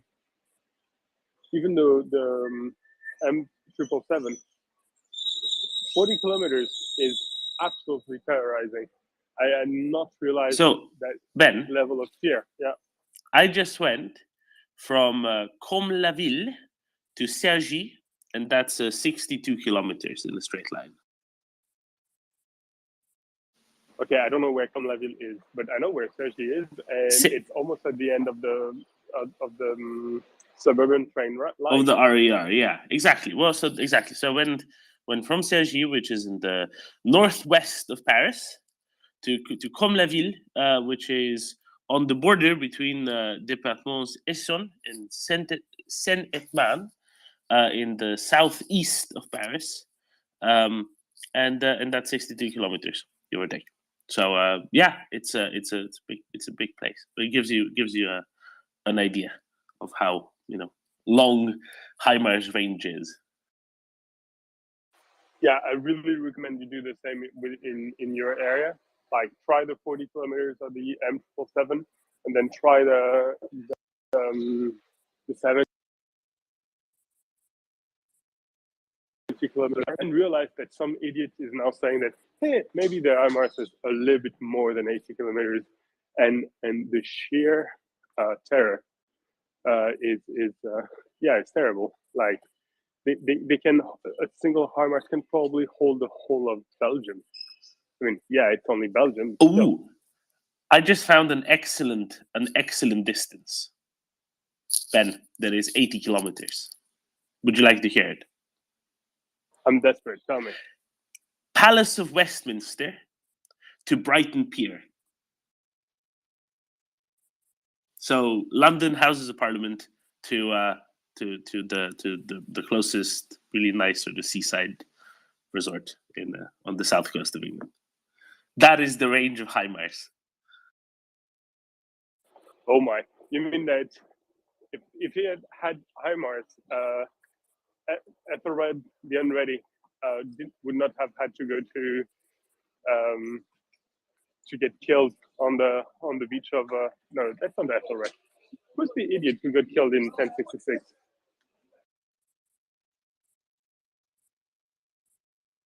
Oh, actually, sorry, it's only 76 kilometers. You still have space. This is amazing. This is really far. If you've ever tried to get from London to Brighton, you know it's not a terribly short train ride. Like it takes a little bit. Oh wow. Oh, I have an even better one. Let me see if I can do this. Okay, shall we go to some other people while I measure some distances? Please. Yeah, no, you can't hit Cambridge from Oxford. That's 105 kilometers. Okay, Helsinki, go ahead.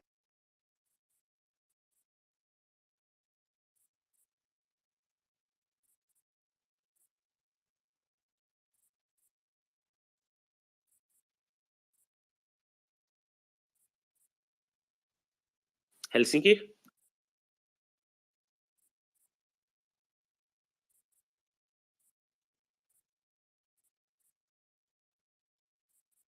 Okay, Björn. Yeah, you could easily shoot from Britain over to Calais. I think Canterbury, Calais is not a problem at all. But yeah, it's amazing. Oh, you can do that with a Panzerhaubitze. You don't need HIMARS. Hey, you can shoot from Calais to Brighton as well. Come on. Or Dover.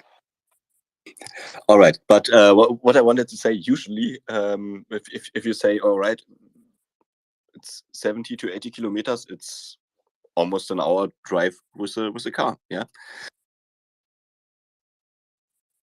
Well, it depends on how you're going. So, if you want to go from the Royal Yacht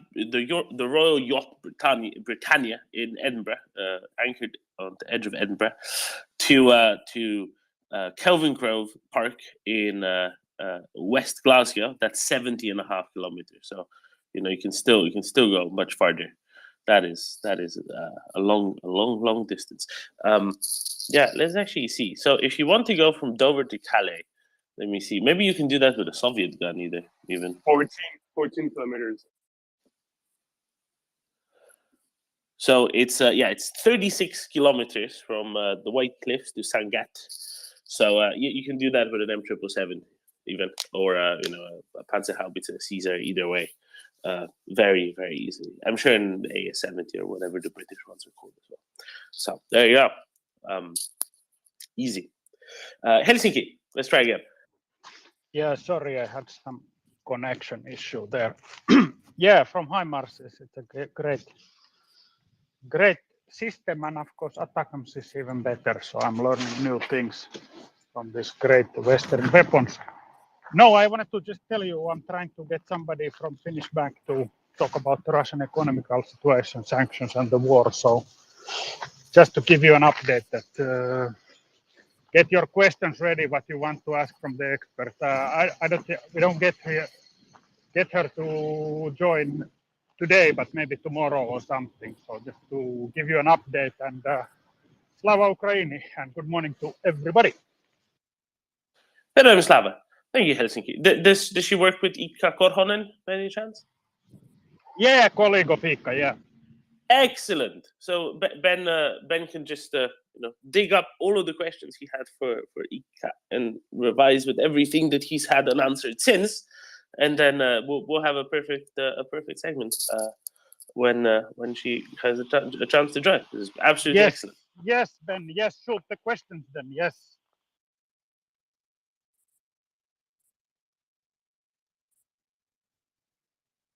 Ben, what are your biggest questions right now when it comes to the state of Russian economy? What information would you like to have that you can't get, but somebody looking from the outside who's spending all of their time and resources and has the might of the Bank of Finland behind them to gather information and produce graphs? What indicators would you be looking for, Ben, if you would be the one deciding?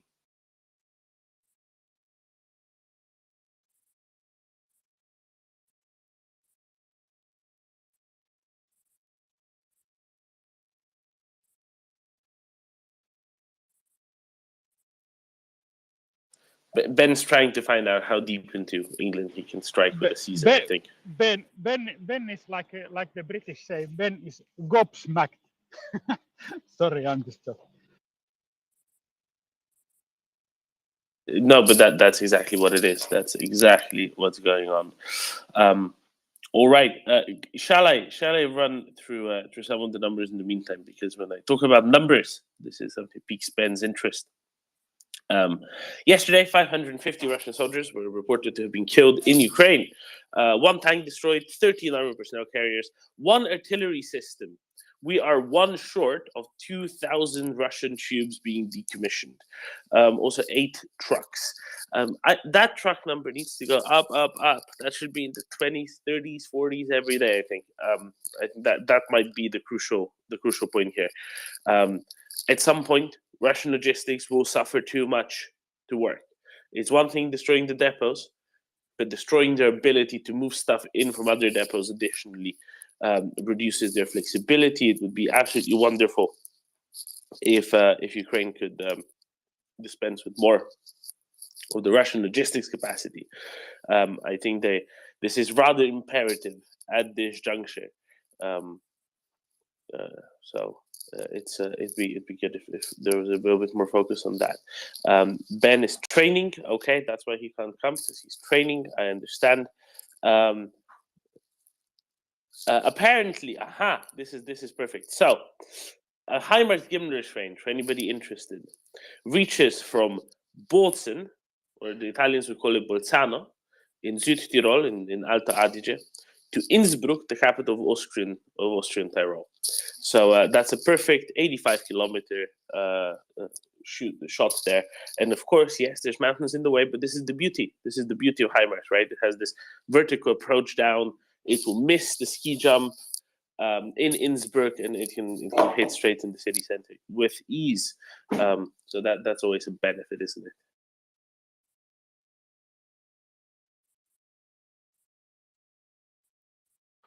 Are you setting HIMARS on a ski jump? Do I understand that correctly? No. It's important that they miss the ski jump, otherwise it can't hit the city center, can you? But that's the beauty of the vertical approach.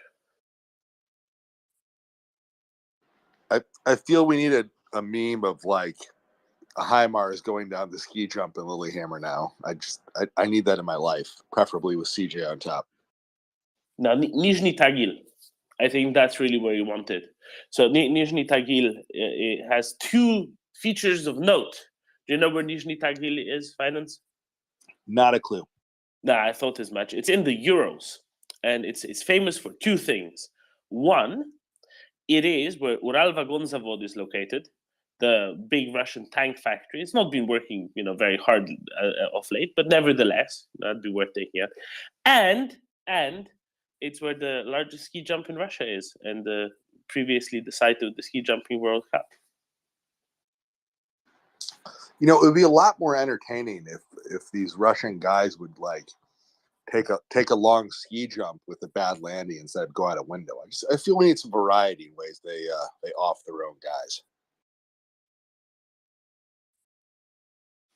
Oh yes, I see. Finance, what do you reckon about the chap that fell out of the third and what I really think is the second floor window in India and managed to die from that. So the third floor where you number the ground floor as the first floor. So only 2 floors up. I mean, I'm That's sure. very If, I'm impressive, sure isn't if it? his head was beaten with a claw hammer before he was thrown out the window, that it was really a deadly fall. See, what I think happened, Finance, what I think happened is there was a strong wind that day, but it was very gusty, right? So just as he leant out of the window, almost fell out, there's a strong gust that struck the building straight up and then, and then turned upwards because it couldn't go through the building, obviously. And that propelled him upwards the distance of several stories. And then it was like he fell from, the 5th or 6th or 7th floor as opposed to the 2nd.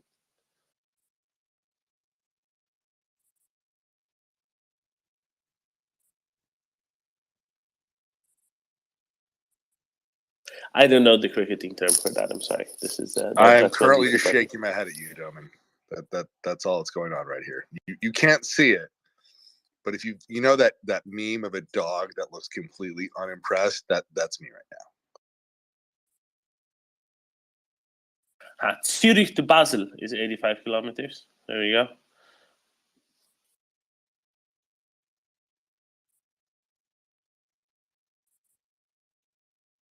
Yes, quite. I will note one other thing.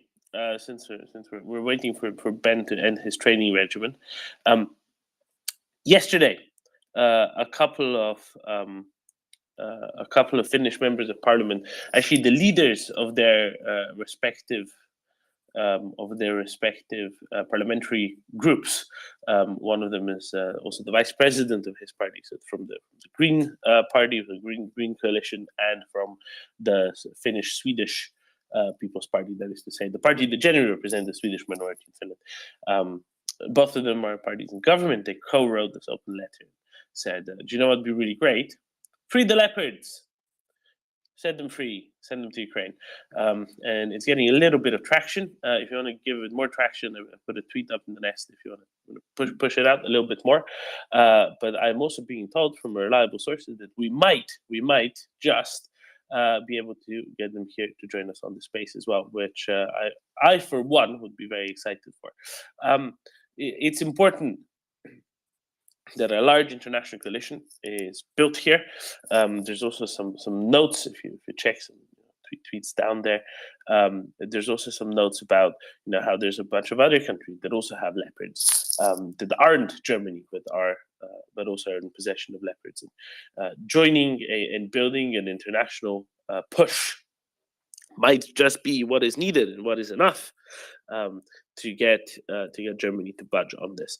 And it's easier. It makes it then easier for there to be a stronger suggestion to come from, for example, Washington. Not George Washington. I don't think he's in a state to be giving any suggestions anymore. But of course, Washington D.C., the eponymous city, and maybe then some leopards really can be freed and be sent to Ukraine. I think it's a fantastic idea, and this coming from Finland, a country which is actually systematically in danger from Russia, in the sense that it has a very long border with it, and Russia has been, not the least menacing towards it ever. It's an excellent push by them. I will also say, unlike, for example, some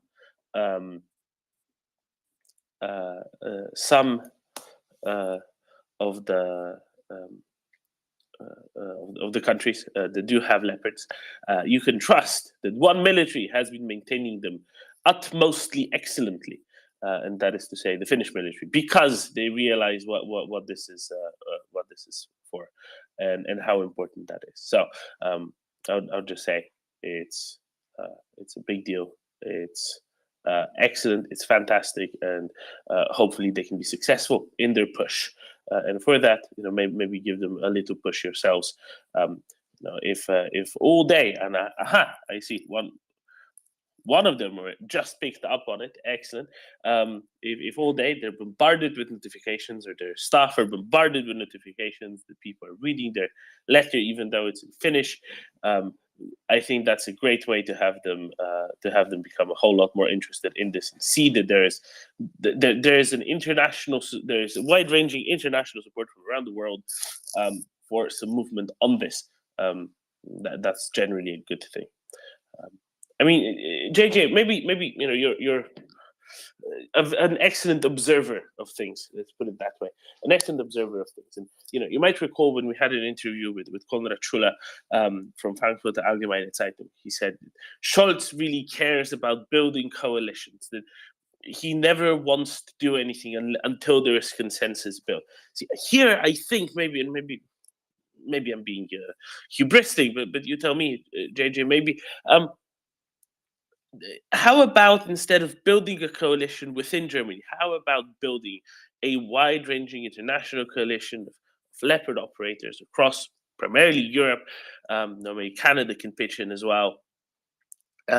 And maybe that is the sort of coalition and consensus that is really necessary here. As the German government has said before many times, they don't want to go in alone. They want to go in together with others. And if there's others already there that want to go in with them, maybe they can fall into that embrace and feel more secure in knowing that there has been a consensus. What do you think, JJ? Maybe this is a better way to go about this anyway. Doman, you're really going to hate me because I was busy researching something about mis and disinformation when you were talking. So I apologize. I don't have any feedback for you, but I'm sure it was brilliant. Very politely that you just didn't care to listen. Well, but you're always brilliant. So I have no reservation in saying that I probably agree with you.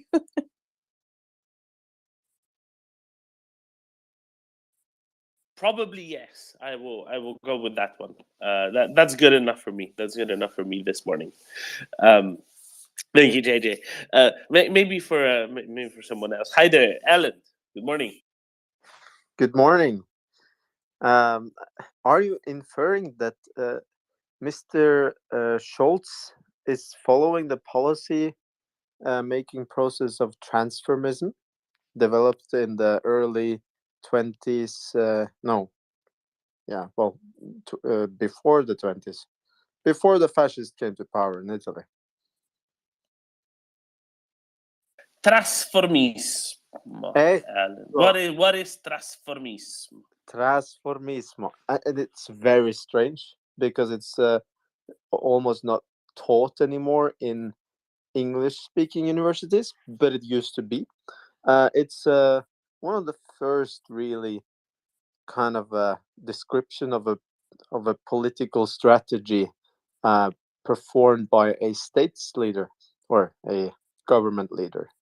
It's where you you're a majority party, or not a majority party. You're a major party leader, but you struggle to gather a majority in parliament. So you kind of adapt your policy and move them around in the political spectrum in order to gain the majority eventually in the parliament. And then in order to keep that majority, you further kind of wash out your own politics, and not just your own, also your coalition partners' politics, in order to keep on to the majority.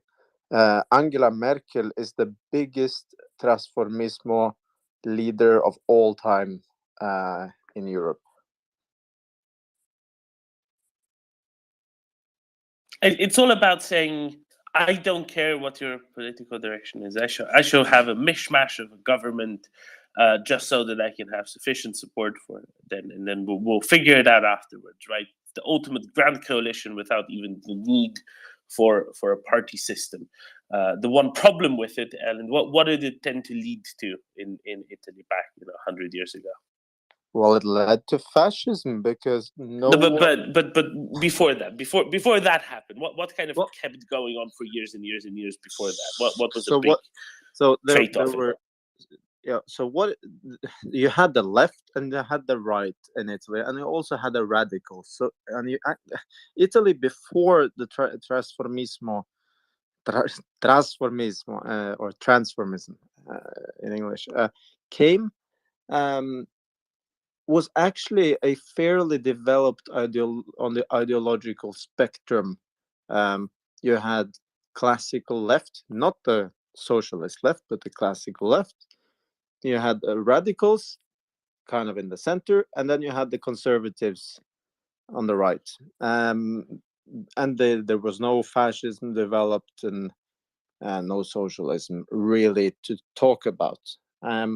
What happened is that the classic conservative and the classical left, no one at all believed in them anymore because their policies and ideologies were completely washed away. The radicals were the ones who actually kind of got the most out of this. They were kind of a center party at the time. But they were very small, and they never really stood a chance in winning elections. So what happened is that no one really believed in this, what we would today call the center, actually. So they moved to the extreme left and the extreme right. This is what Scholz is continuing to do after Merkel. Merkel started it. Her policies led to the Nazi crazy guys in this AFD or what it is. And it also led to the Social Democrats winning the election. But unfortunately, because Merkel has been doing this thing for 20 years in Germany, the Social Democrats are not anymore the real Social Democrats they used to be for the average German, sort to say. So what you're having now in Germany is the Greens taking over a lot and the radical right parties.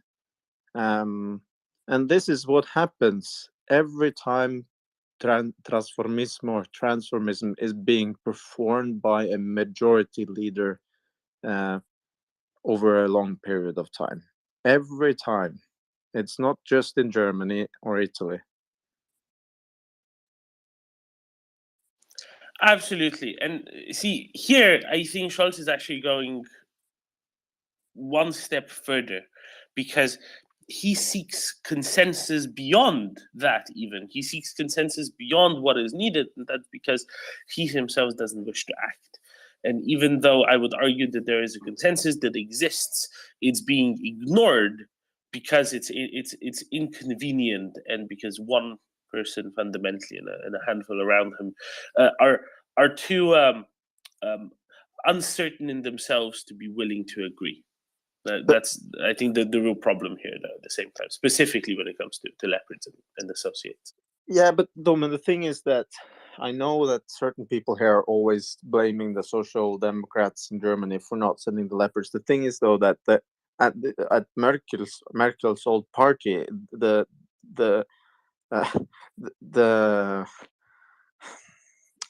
have the exact same attitude towards this, or even more conservative. So it doesn't really matter. I will say one thing that's really good. One thing that's really good, Alan, is that the let's call it the smaller center left and center right parties, both of which are in the coalition, right? The FDP and the Greens, they seem to be a lot clearer on this, and there's strong speech from visible members from both of those that are saying, "Look, no, we're the responsible ones. They're stale, they're old, they don't know what they're doing anymore. They're not adjusted to this. We can, we can move forward." I think that's a really positive thing, though. And sadly, the election's a little bit too far away. But sometimes there's nothing better, and Ellen, you can comment well on this. Sometimes there's nothing better than competition from your own position, from your own place on the political spectrum. What do you think? Yeah. So what you want to kind of do if you're the majority leader and you're kind of a victim of transformismo, even if you don't want to be, is that you should basically give up some of these big cases for the parliament to kind of decide freely on, but make it very public, because you kind of leave it out of your hands as a coalition leader. Sometimes cases like, for instance, abortion rights and gay marriage rights and all these things have been examples of cases where a coalition leader, instead of trying to please everyone and getting some kind of partnership law in between, or maybe reducing a couple of months of rights of abortion or something like this, as a kind of a giving Compromise. everyone something, compromises, which is always what transformismo leads to. You should kind of make it very public that you need to kind of let the parliament decide, and then you get the public debate. This is what needs to happen in Germany, because Scholz clearly has problems within his own party, giving up the sending the leopards, signing those papers, or else he would have probably done it. And he knows that there is also opposition against this in the other major party in Germany. But I think that's his. If he's scared that he will cause problems as a coalition leader, I think you should. I don't know what it's called in English, but you kind of make it take away the ideological part of it and let it be a personal member of parliament vote. I think that would have solved a lot of the problems in Germany right now. Charles, is that a fix? Well, I just wanted to correct something. Both the CDU and the CSU have said, well, Merz and Söder have both said that they would like to send the leopards to Ukraine. So there is, I agree with you, Doman, there is a coalition. It's really down to Scholz and not even the whole SPD, just Scholz. Sorry, but I didn't hear the last moment of your question. What was your question?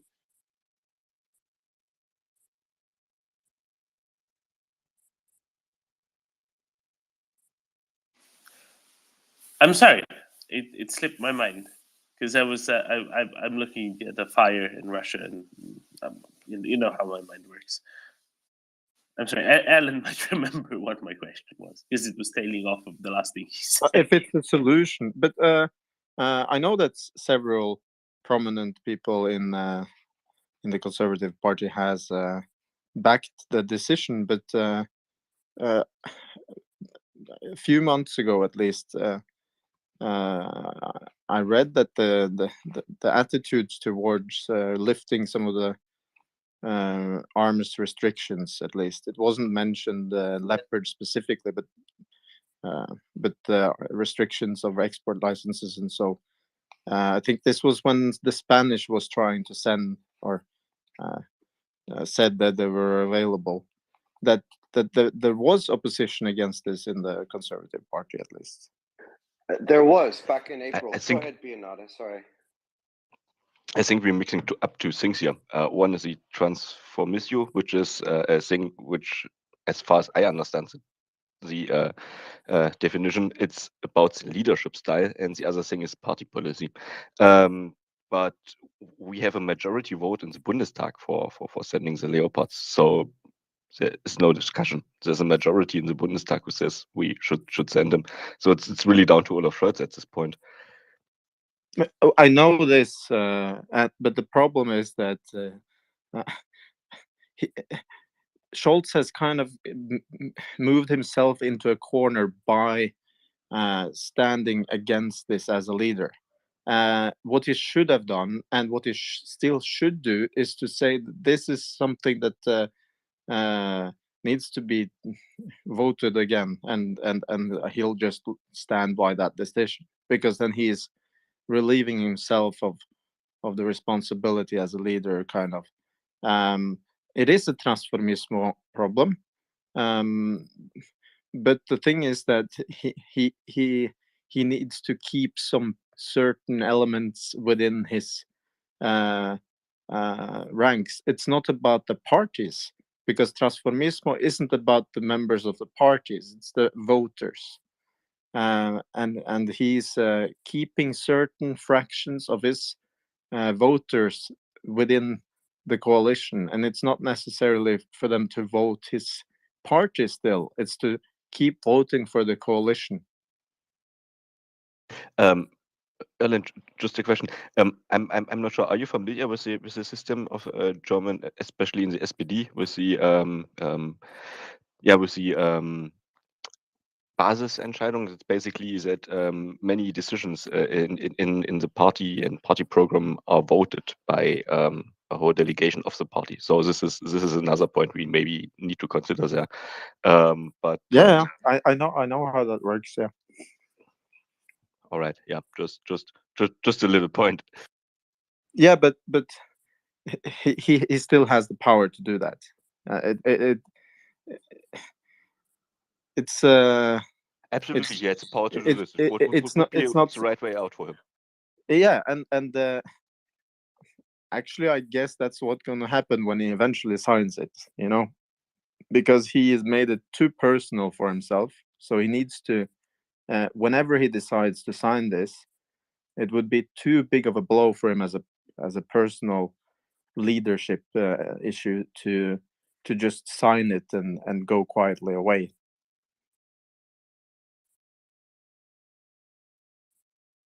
The question is, I have can you repeat basically a vote for a thing you voted already on?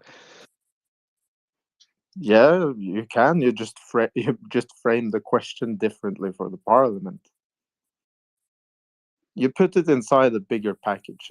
It's not that difficult. Usually, yeah. All right. It's very easy to hide these kind of things from the, so that it doesn't have the same phrase twice. Charles, please. Yeah, I'm not sure if my connection is okay, but yeah, I think the situation that we have in the Bundestag and with the leaders in the parties is pretty clear. There has been a change of positions in different parties from back in, say, March, April till now. I think especially within the CDU and CSU, some things have changed, and you're not seeing the CDU or CS guys stand up from the rooftops and scream out, give Ukraine leopards, but they are behind it. How that will actually work, I don't know. I think Bionata, that's why I look at Lambrecht a lot. I think that the defense minister, maybe not long in her position, maybe that would be an opportunity to change. I don't know. What do you think? You know how it is with changing people in a ministry or something like this. We see how long it took. With some politicians and some governments are really saying, "Oh, we found the right guy," but it's really not the right person for this job. So it takes. Sometimes it's really frustrating. So I wouldn't hope on this, but maybe it happens. Question for Bernardo: is Merz is he in a strong position within the CDU? Will he remain as a leader, or how does it? How is No, it? absolutely not in a strong position. They had really many problems in finding a new party leader for the CDU. So it was was kind of a I mess. remember something. I just I wasn't completely sure. It's basically a rivalry between him and Markus Söder, who's the Bavarian ministry president from the sister party, the CSU. It's always an interesting contest between those two parties, but the sister parties. But that's why I say both Söder and Merz are both for the Leopards, because both of them are quite important.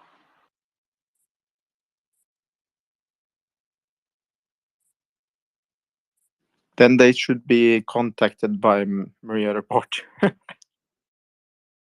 But I honestly haven't heard so much about CDU leaders which were super against leopards and something like this. At least I haven't heard it. And as far as I understand, it's we saw it in the kind of what the voters think, but I think we tend to think all politicians are like Merkel, because Scholz is also a little bit like Merkel in his kind of position, how he is acting. But we had leaders before which did even decide against maybe a majority just because it was the right ethical thing to do. But yeah, it's a long time ago. It's a long time ago. I think Merkel transformed German politics quite. It changed everything, didn't it?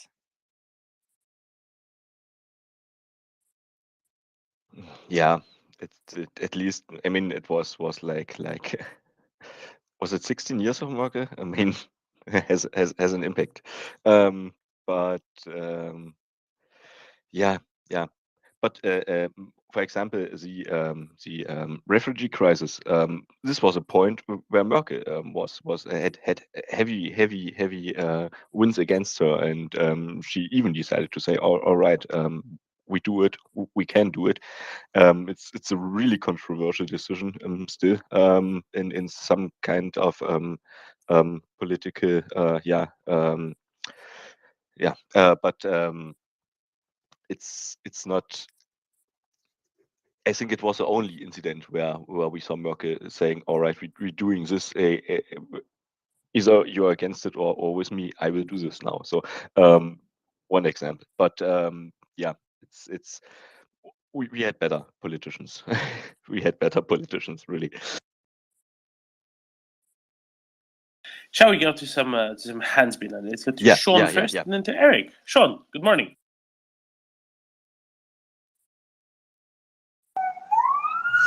Eric was in the line before me, so I'll let him go ahead first. Oh, very well. Thank you, Sean. Eric, go ahead. Good morning, guys. Doman, I'm wondering if you've gotten any satellite images of the weekend strike on Engels Air Force Base, and if you can confirm or if you've heard any news about any damage. Thank you. I have to disappoint you. I'm very sorry, Eric. It's been cloudy for the last 2-3 days over Saratov, maybe for longer, but for the relevant days. And maybe tomorrow, if the timing is just right, tomorrow at around noon local, there might be a break in the cloud. So if tomorrow around noon-ish, or maybe early afternoon, there's a satellite overpass, maybe there will be an ability to take pictures if things time up correctly. But pretty much for the rest of the week, you're looking at clouds and snow and clouds and snow and clouds and snow over the area. It's just below freezing, so there just seems to be a lot of precipitation, a lot of clouds around, and at several levels. Obviously, for satellites, it doesn't matter at what levels. And I don't think we're going to see a whole lot of satellite imagery for a while, unless in that brief period tomorrow there's something. It's tragic that the debris from the drones they're shooting down keep killing Russian soldiers, but if ever there was a justifiable military target, it's those motherfuckers launching cruise missiles from the bombers out of those bases. Yeah, I mean, strategic bombers are something of a military target, right? That's kind of a really self-explanatory there. I completely agree, obviously.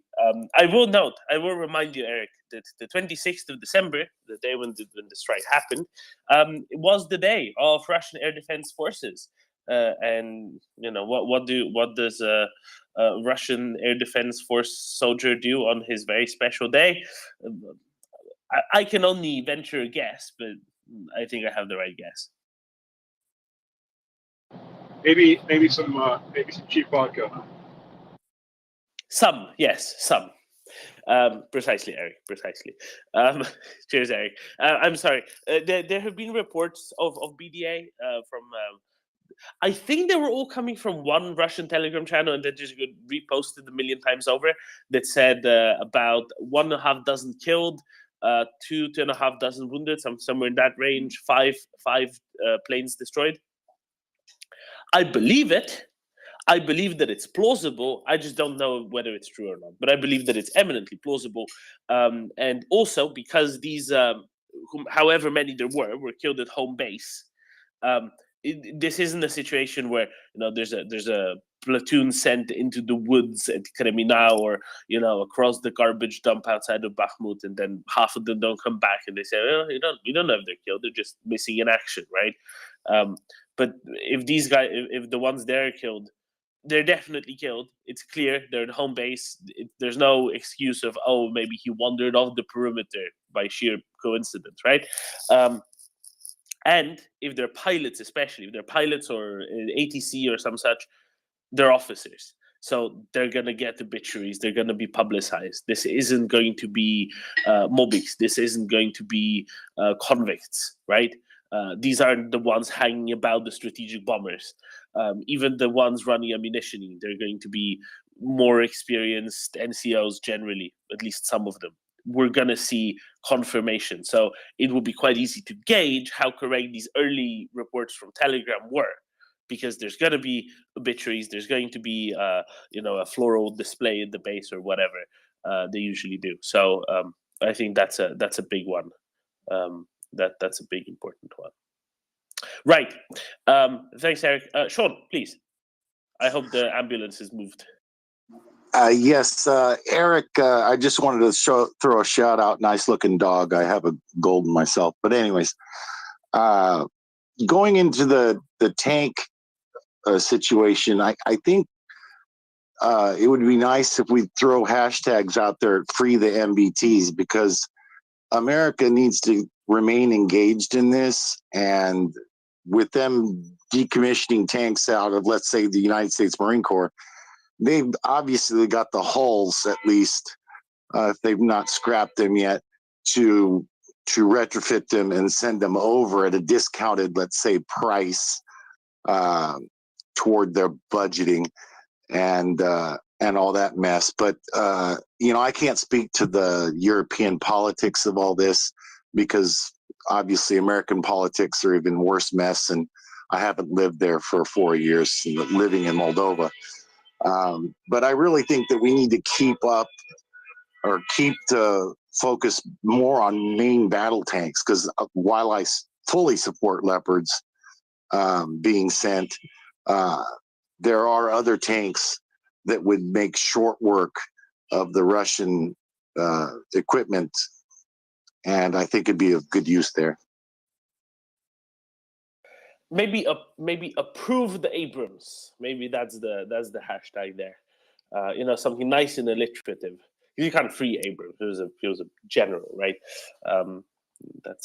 But we should work on something there. You're completely right, Sean. And infantry fighting. Yeah, I just don't want to let America become more isolationist. It's not worked in our favor in the past in history, and if we just don't keep them fully engaged, at least with our discussions and reminding people that are still back in the U.S. to let their politicians know that this should be done, I just think it's going to be dangerous for us overall. Because if America says, let's send main battle tanks over, I think that would just solve the whole Leopard question right there, because Europe would probably jump right in. Oh, absolutely. I concur. It needs to be built up. and we've had discussions here months ago. You know, Leopards are a little bit better suited to the Ukrainian situation. The supply chains a little bit better equipped, and so on. So, but at the end of the day, why not both? You know, Ukraine has ability to absorb 1,000, 1,500 MBTs if they're available. Right? If they can get high quality, excellent fire control systems, excellent optics, fantastic survivability, you know, everything far superior to T-64s, T-72s, T-80s, whatnot. They'll take all they can get, right? You can't give them too many. They will take all of them. They'll put them all to excellent use, and all that will happen is more Russian kit is going to get destroyed faster, and Russians are going to get kicked out of Ukraine faster. So it's really not an issue. There can't be too much of this. And it's easier then on the logistics if you have spare ones to put in and switch out whenever need be. So absolutely. I mean, Alan, you're you spend some time around heavy machinery. What do you reckon? I just saw them passing by most of the time, but the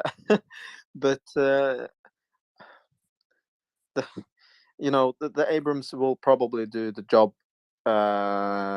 I just don't think it's ever going to happen. I think the probability of the English Challenger 2 is actually higher. The problem there is the gun. It's rifled. Logistics of ammo is a little bit of a trick, but that should be able to be sorted out. I think if someone should be pushed to release a company or two worth of or a battalion worth of main battle tanks to push the Germans to tip over, it should be the English. The English would be a lot more acceptable for sending it rather than the Americans do, because of the logistic challenge. The Americans really, I don't think they're gonna send it because they know it is a problem with the logistics, and that they know so well that the Ukrainians will get a lot better use of other type of equipment. But what I think the US should do is to send some strikers, a lot of Bradleys, and ask the Brits to send a battalion worth of tanks to tip this whole thing over, and in that way create one armored battalion or regiment out of Western equipment. Then the whole Scholzing could stop quite quickly, and he has basically given the recipe for this to end. It is just to make another nation send their main battle tank. If he then finds another excuse for it not to happen, then then this guy is bought by Kremlin, to be honest.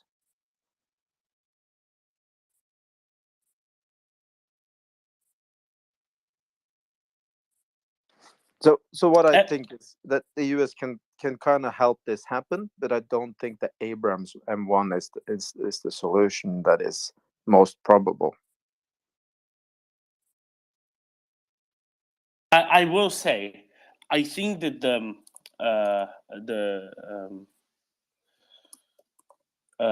whole Challenger option, I don't think it's there as much as you might think.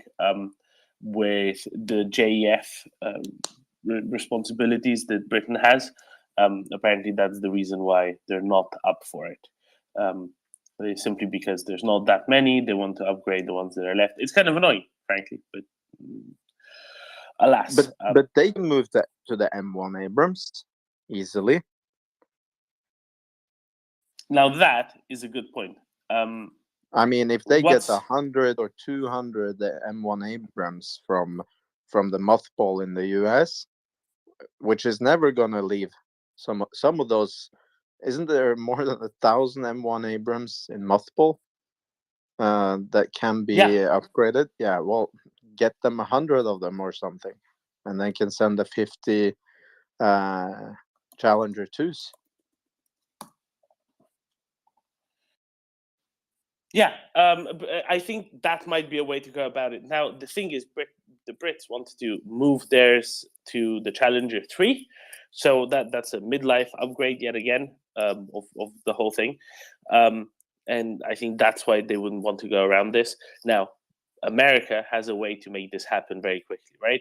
The US has a way to make this happen very quickly. Say, right, Britain, here we go. We'll give you some brand spanking new Abrams. Send the Challengers. You'll spend you'll give us the money you would have spent on the midlife upgrades for the Challenger 2 to Challenger 3, and that's it.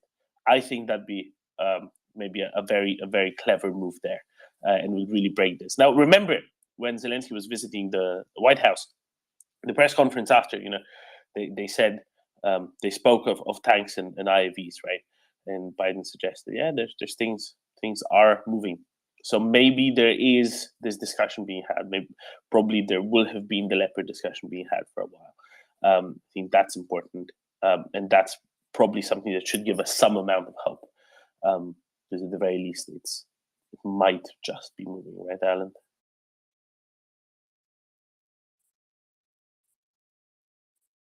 The problem is also that the Brits needs to move to a smoothbore cannon, and giving them a lend-lease agreement for, I don't know, 5 years with a M1 Abrams or 6, 8, whatever.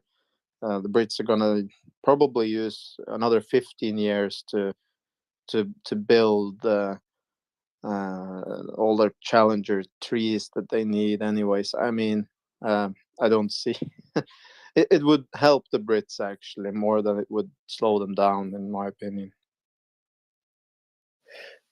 I think that's a great idea, Ellen. Maybe we should start driving this one. Dear British listeners, what do you think? John Howard, I'm sure you're listening. You're usually listening. If you are, come up, tell us. Any of the others, I think that'd be fantastic.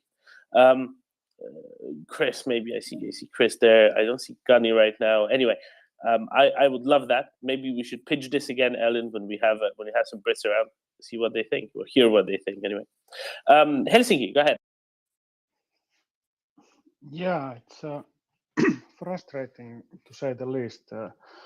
But all the blessings to US anyway, that this kind of forces who are against supporting Ukraine, they seem to be very fringe and isolationist, and this kind of like isolated politically also in Republican Party and Democrats. I don't know if this like this Ocasio-Cortez and these others few who voted against, but in Europe really the problem is that these are the mainstream long-standing power parties in Europe, in Germany and France, who are kind of hesitant. So I see the Europe lagging behind. But this news about what Erland you said about being so many Abrams tanks in US stockpile, that's a great news. But how do we convince the American military bureaucracy and the members there to release them? Because this escalation thing is always, they are just like what our MPs also who wrote, Anders and Atte, they wrote about this escalation. We should just kind of like, all this escalation talk, the more publicly we talk about it, it just plays into Russian hands that, we are way past this point. We have to help Ukraine as much as possible. So how we can convince our European, or are they able to change their mind, these Scholzes and Macrons of Europe? I don't know. I mean, like we have this kind of thing in Europe, which has been decades, that we always rely on US, and this has been like highly irresponsible. And we see the results now when we have a big war in European continent. So yeah, I don't know. Thanks.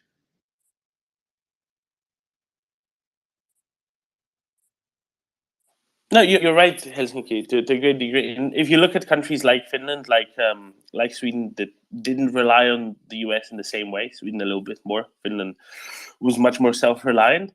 You look at far more built-out militaries, especially in the case of Finland, right? Sweden kind of let go in the last 20 years, slightly, but still much better than many others elsewhere on the continent. And what this has taught everyone is the assumption that, oh no, Russians are just innocuous was wrong, right, Alan?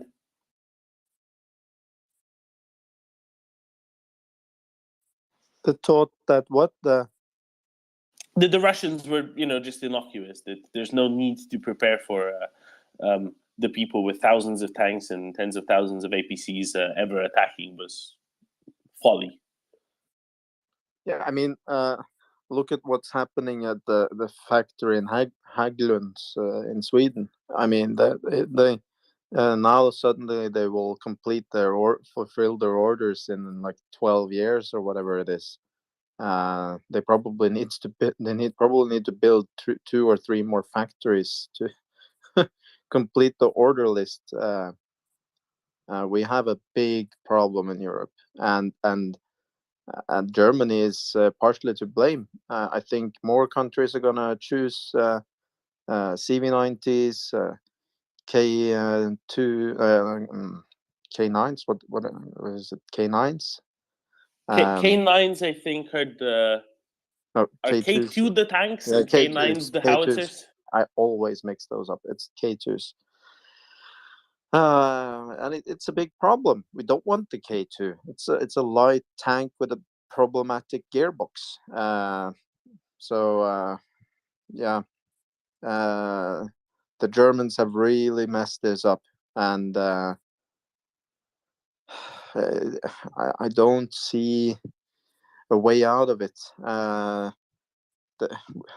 Basically, what's going to have to happen is that the Swedes have to make as a good main battle tank as they make IFVs, because we can't have this problem again. It's really hurting Europe.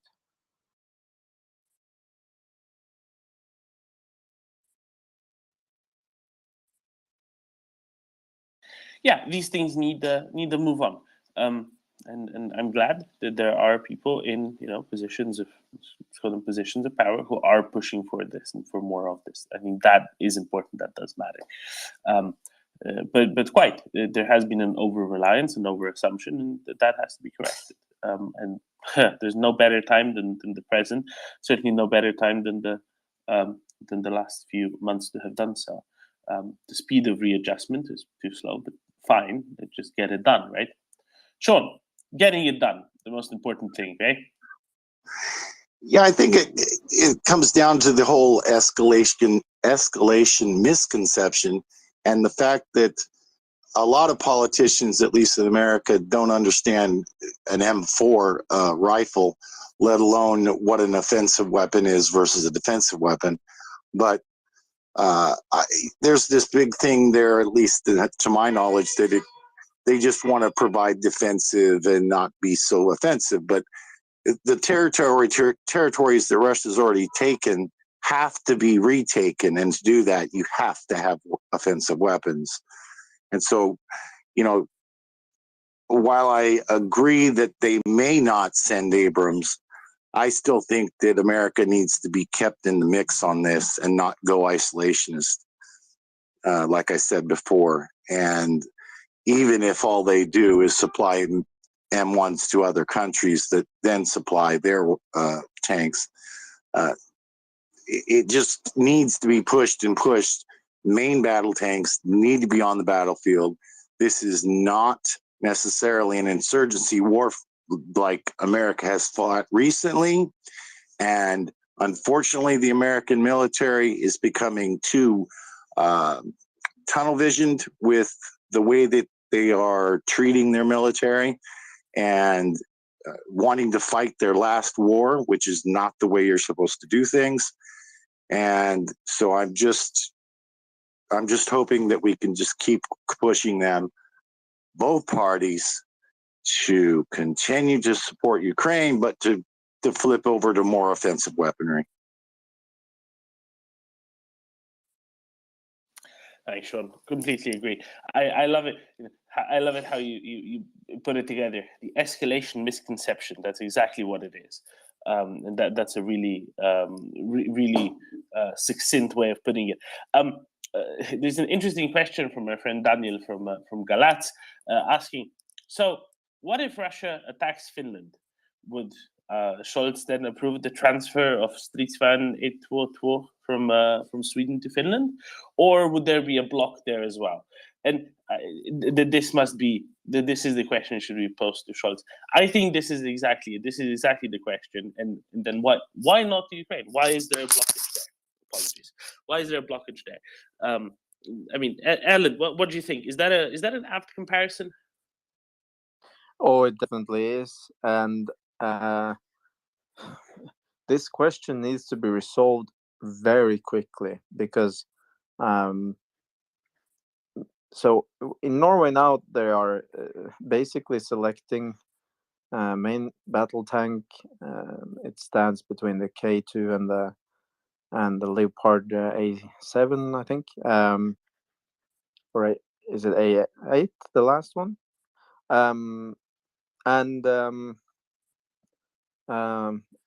If Norway chooses the K2, that is probably going to be just because of the Scholzing. And if that happens, that's the end of the Leopard 2 in Europe, in my opinion. There will be no more development of the Leopard, and there will be no more development and resale exports of other Rheinmetall main battle tanks, and a lot of other systems too. It would be an absolute disaster for Europe.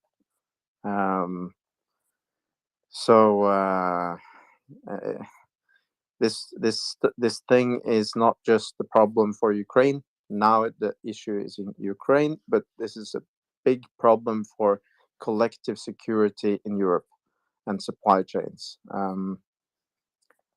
For instance, we in Norway have now a park of Leopard 2s that are worn out. They should have been changed out already. They've been getting upgrades and maintenance, and spare parts are a problem in Europe because no one is buying the Leopard 2 for a while now, and the factory is not going on full machine for 20 years, 30 years. So it's a big issue. And the escalation thing is, I don't know why the politicians are continuing to talk about this, because it's kind of hurting them as well. I don't think Biden has been talking about escalation for a while.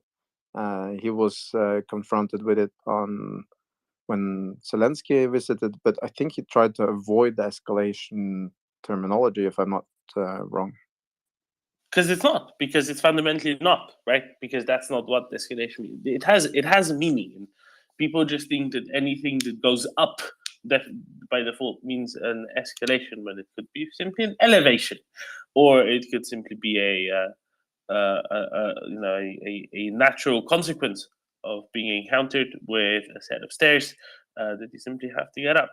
It's not an escalation. It is what's already in place. Well, I mean, escalation happened when Russia first attacked all of Ukraine. Then it happened again when we saw genocide starting to occur and being revealed. And then escalation again happened when they started to attack the infrastructure. Escalation has never happened from the West, not in arms delivery nor in any other sort. Our sanctions have always been lagging behind. They have never been escalatory. So there's been no escalation from the West whatsoever in this war.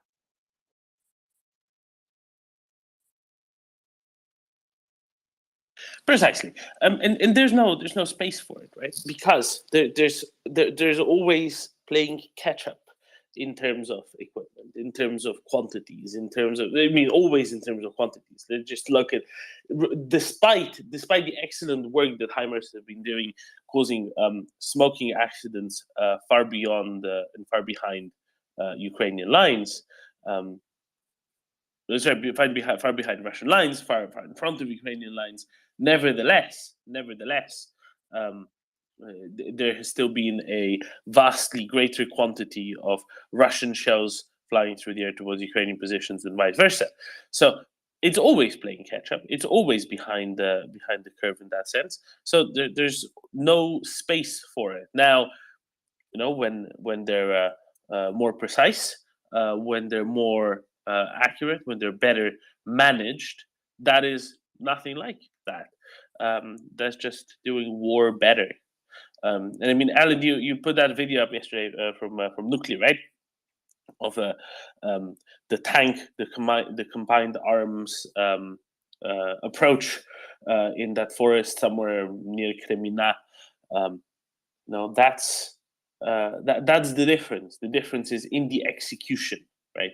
The difference is in doing things correctly, in doing things more optimally, as opposed to doing things with just greater sheer volume and greater sheer mass. And this is where the Ukrainians have shown that they care, that this is not just an existential war for them, but it's a war that they're determined to win, and that they're determined to kick the Russian invaders out. And in a situation like this, and we've heard this from Ukrainian soldiers, from people who have fought with Ukrainian soldiers. I think Nuclear was one of the ones who actually said this as well, wasn't he, Alan? Saying something along the lines of, what if Ukraine didn't get any more supplies? Well, the Ukrainians would just go on with bayonets and stones and sticks if that's what they have to go with. So let's just make their job easier. Let's make their lives easier. Let's preserve more of their lives, but by giving them better equipment that's also more survivable, as well as being better at doing its job in the first place. That's really it. That is the moral imperative here, right, Alan? Oh, absolutely. And if we suddenly would stop supplying them arms, there are people in the West believing that the Ukrainians will just seek a peace treaty and the war would be over. This is definitely not going to happen. We have heard it from so many Ukrainians here on the space and fighters that have been in Ukraine, from the politicians, and they're probably never going to give up, even if it takes 10 years for them to build their own arms industries in order to supply themselves. So this talking point that some lefties are driving and fortunately some Catholics and whatnot are driving in the West is Pope being one of them. It's a big problem. It's a very big problem because it's just one of the Kremlin talking points they've been pushing through their psyops, through their intelligence services, and it's toxic. It's making and enabling the genocide possible. It's really bad. I'm sure a lot of the people who voice this, they do it because they believe in it. Other people, they just do it because they want, they're angry at the West for some certain bad talking points about American imperialism and all that nonsense. So the best thing is to arm Ukraine immediately. Send them everything they need. On the video that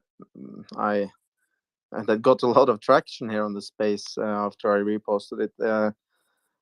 We were lucky to get Swedish expert Peter up here that has been an IFV man, CV90 man, since the beginning of the CV90, and he kind of highlighted what the Ukrainians are missing in that video. You see a lot of infantry running around the tank, providing support, doing the best they can with the training they have, and doing it quite well. But they don't have an IFV that is safe to operate around an MBT engaging targets. Just because their BMP, they are basically tin cans that can't stand even an RPG hit. So sending them into such a battle is it's a kamikaze. The Ukrainians won't do it. One thing is that their sensors are not as optimal, so they cannot stand far enough behind cover and pick off targets. And the problem is with the armor itself. It just is a tin can, and it's slow. Yeah, it's really bad. So it's not just the MBTs. I think modern IFVs is as big of a need. The thing about the MBTs is that in people's perception, it's a tank. You know, it's a big tank. Makes a lot more noise, and people know what the Leopard and an Abrams is, but they don't know what a good IFV is and what difference it makes when you engage targets.